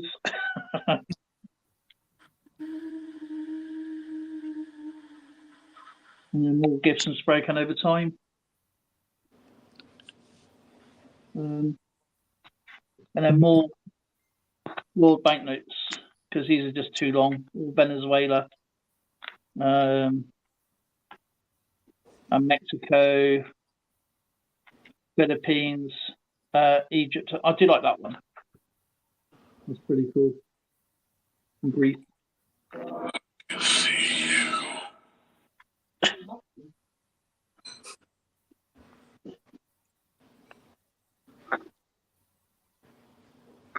Yeah, it's only a little collection there. Yeah. Like I said, I am a poser by comparison. I am a poser.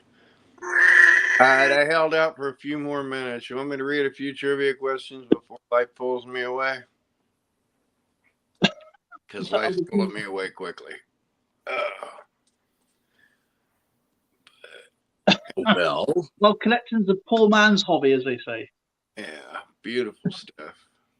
And I'm trying to remember if I'm connected to either of you guys on Instagram or anything, but Kind of sticker. I need to figure out a way to get John Jacobs' address and He hands in can collectibles, spray can coins when he's on. He was on the other night and I missed his stream. I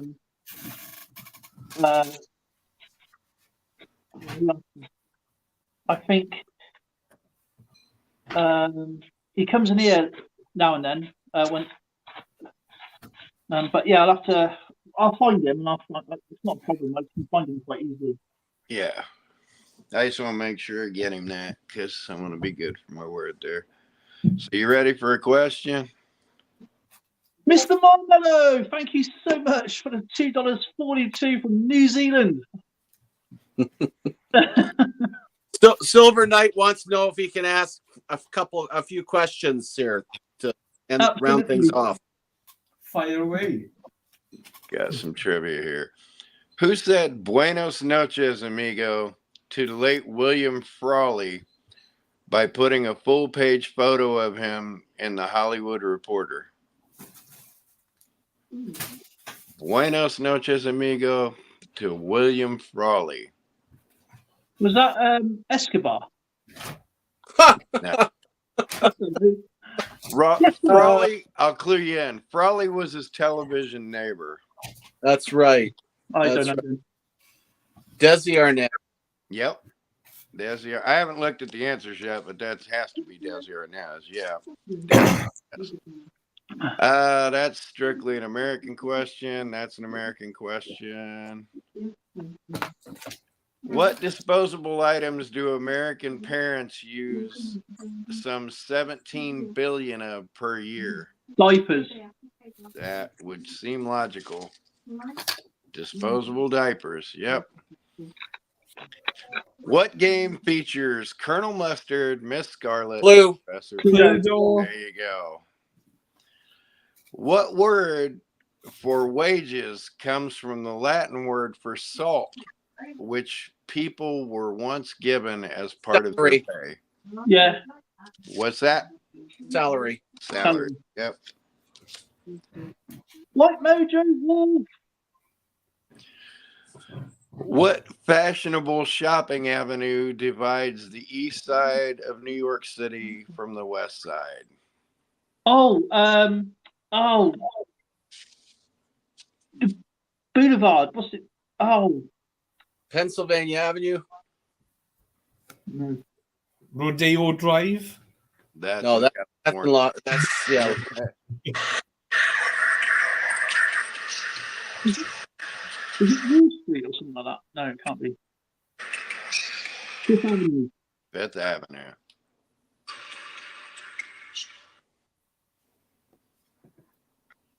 What famed gangland slaughter cut into the membership of the Bugs Moran outfit? The Valentine's Day Massacre. Logic would dictate. Yep, St. Valentine's Day Massacre. What planet did the Mariner spacecraft explore? Mars. Mercury. Nope. Oh, Moon. Nope. Planet. Jupiter. No, Pluto. Nah, now you're going the wrong way. You were working your way Oh, the right Venus. way. Venus. That's baseball. That's American centric. What father and daughter were both 20 when they scored their first hit records in 1955 and 1977, respectively? That would be Frank Sinatra and his daughter Nancy. Nancy. You're close. It is more of a known singer than an actor, or more of a known like actor singer, and then their daughter. But Bing Crosby. He cut an album with Ozzy, or he cut a record with Ozzy Osbourne later in his life. Sharon Osbourne. No, Ozzy Osbourne and what's her name? Katie. What's his daughter? It was the daughter. He cut a record with the dad. So this is father daughter. Yeah, Kelly Osbourne. But this is a father-daughter thing. But is it Kelly Osbourne and Ozzy Osbourne? No, it's Pat Boone and Debbie Boone. Oh, Pat Boone cut a record with Ozzy Osbourne in his later years. What nation mistakenly downed an Iran Air jetliner in 1988, killing 290 passengers? Sorry, say that again. What nation mistakenly downed an Iran Air jetliner in 1988, killing 290 passengers? Was that Russia? No. That would have been. Hold on. I'll give Libya. you a clue. Libya. I'll Libya. give you a clue. Yeah, I think it was Libya. I'll give you a clue since I I'm know- the I only know one it was, here. I know the plane straight over off the flight path, and they fired the rocket, fired the missile, and it hit the. I'll hit give the you a clue because I'm the only one of us that's here. United States. The United States. The United States did that. Yeah, Oh, it was a misfire. U.S. screwed up. Yeah, Yeah. it was from a ship, and it hit the it targeted a passenger liner. It was a complete accident. Yeah. What airborne predator was the first animal to be put on the endangered species list? An airborne predator Mhm. that put on. The endangered species. I'm going to say the bald eagle. That'd be a good guess, but not quite. The dodo. Could Think- or could be the Think condor. France. Think France. An airborne predator. Think France. The fly. It's an oxymoronic name, actually, sort of. Oh, I don't know. Well, like The peregrine falcon. oh, the peregrine. Oh, Yeah. Let's see. Pretty eccentric.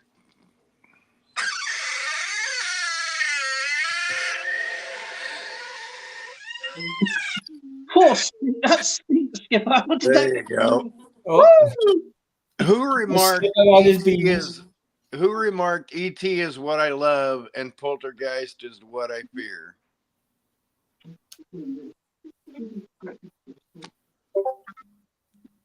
I don't know. Steven Spielberg. There you go. Steven Spielberg. What Tehran building did Iranian militants seize on November 4th, 1979? U.S. Embassy. Mm-hmm.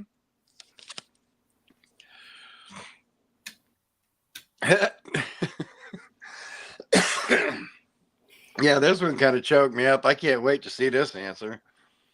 Which gender is twice as likely to be chronically constipated? Females. Yeah, I would say female. Kyle, Judging by living with my wife, female. you're all wrong. It's not a male, is it? Are you trying to tell us that we guys are full of crap? Yeah.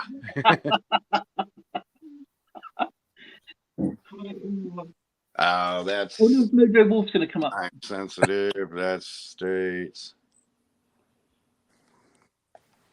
Man. Well, that wolf then is good. Well, we can ask the American questions because Patrick is a joking American. They're What? so American centric on this, but what part of Evander Holyfield's body forced his retirement from boxing? His hands. His Probably. groin. And it's not his ear. No, His oh groin. yeah, no. I think it was his spine. He had problems with his spine at some point. Face. Heart. Heart. Oh, okay.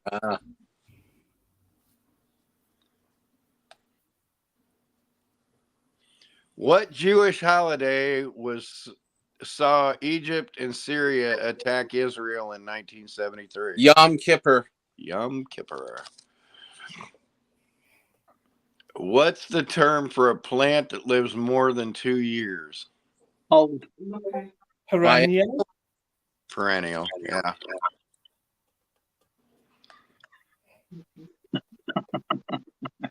What kids stuff sold 800 million cans in its first 30 years, starting in 1955? What kids? What? What kids stuff, kids toy, Oh, Yeah. Barbie. sold 800 million cans in its first 30 years, starting in Thinking. Play-Doh. Play-Doh. Oh, right, okay. Yeah. What war soldiers wrote on helmets? We are the unwilling, led by the unqualified, doing the unnecessary for the ungrateful.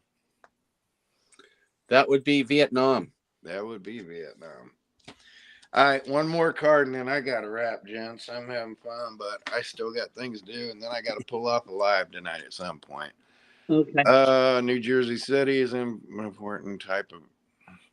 What type of ethnic food did Hitler ban in 1933? Oh, Gefilte fish. Probably Jewish. A little more specific, or not, a little more general, a little more broad. A little more broad. It's Jewish, obviously, but it's a broad variation of the bread, food. It would be what? like communal bread. What, unleavened bread? It would be. Hold on. If you're proper Jewish, you can only eat it if it's. Oh, it's Kosher meat. It's kosher. Yeah, it's got to be kosher. Yeah. Kosher. Yeah. And since there was only one decent question on that, I'll go to another card because most of those were ridiculous.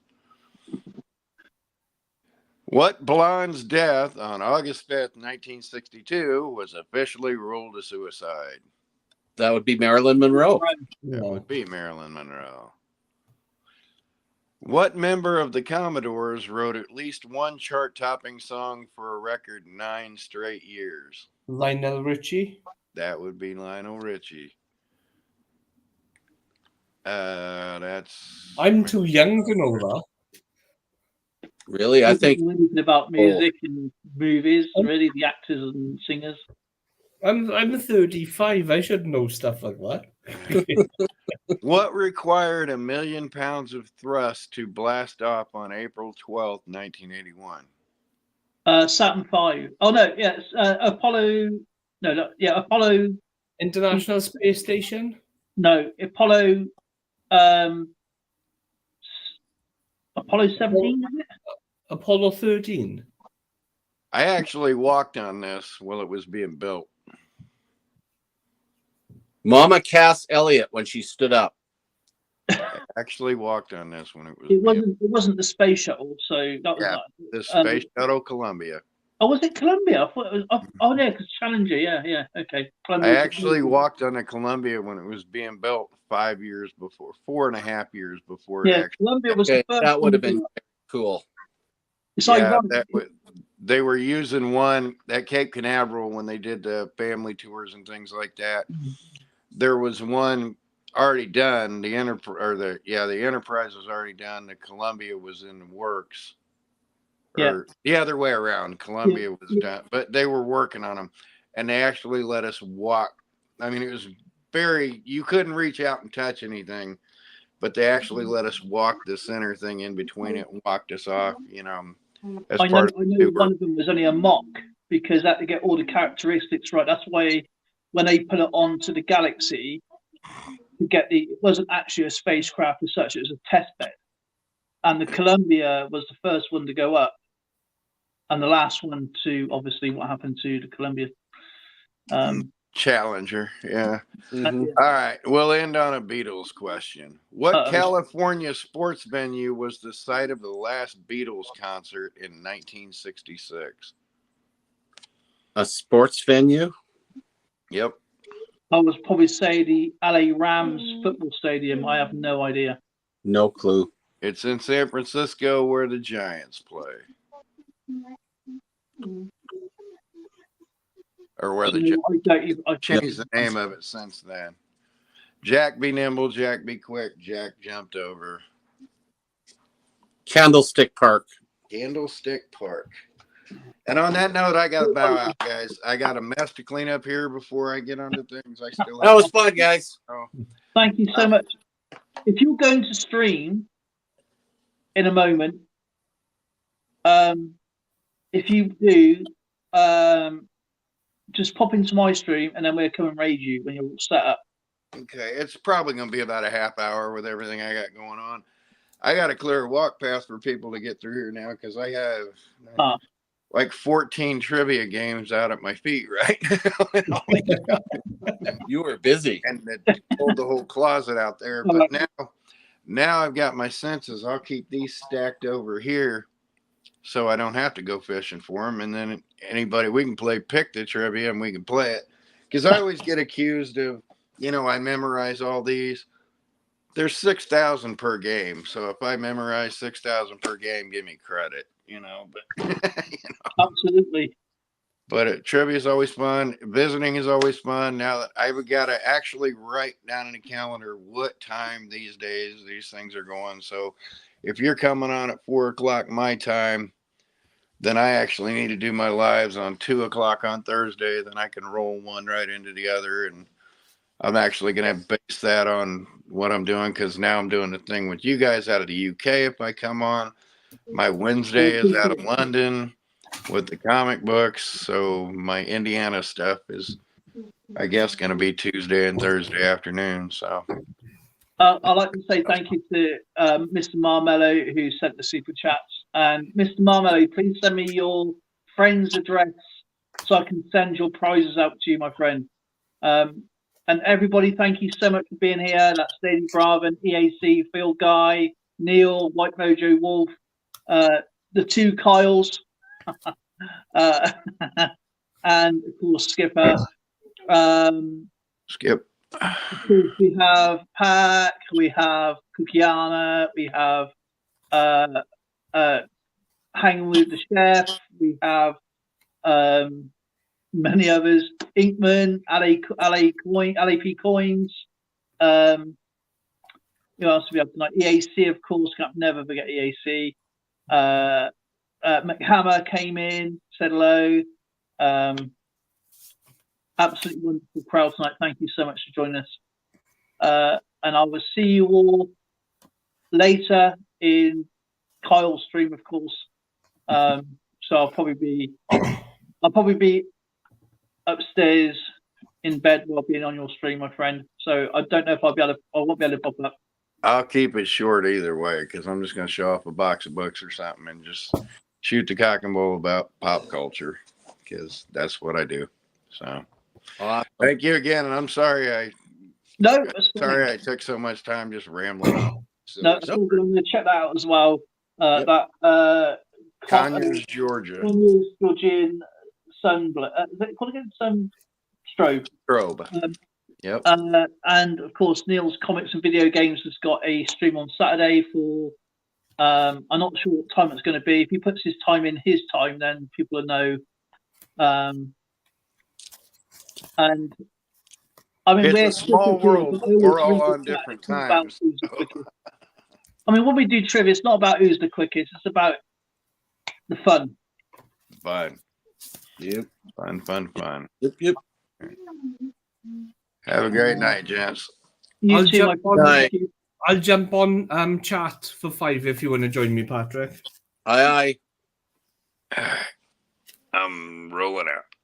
You take care, guys. Bye, care. everybody. Mr. Marmello, thank you again. Please send me your address details so I can then post out your items that you have. And I will end this now. Everybody, whatever you're up to, have a safe weekend. Have a wonderful weekend. And I'll see you all in the next one. You sit on for a moment, please, Skip. I will. Wow.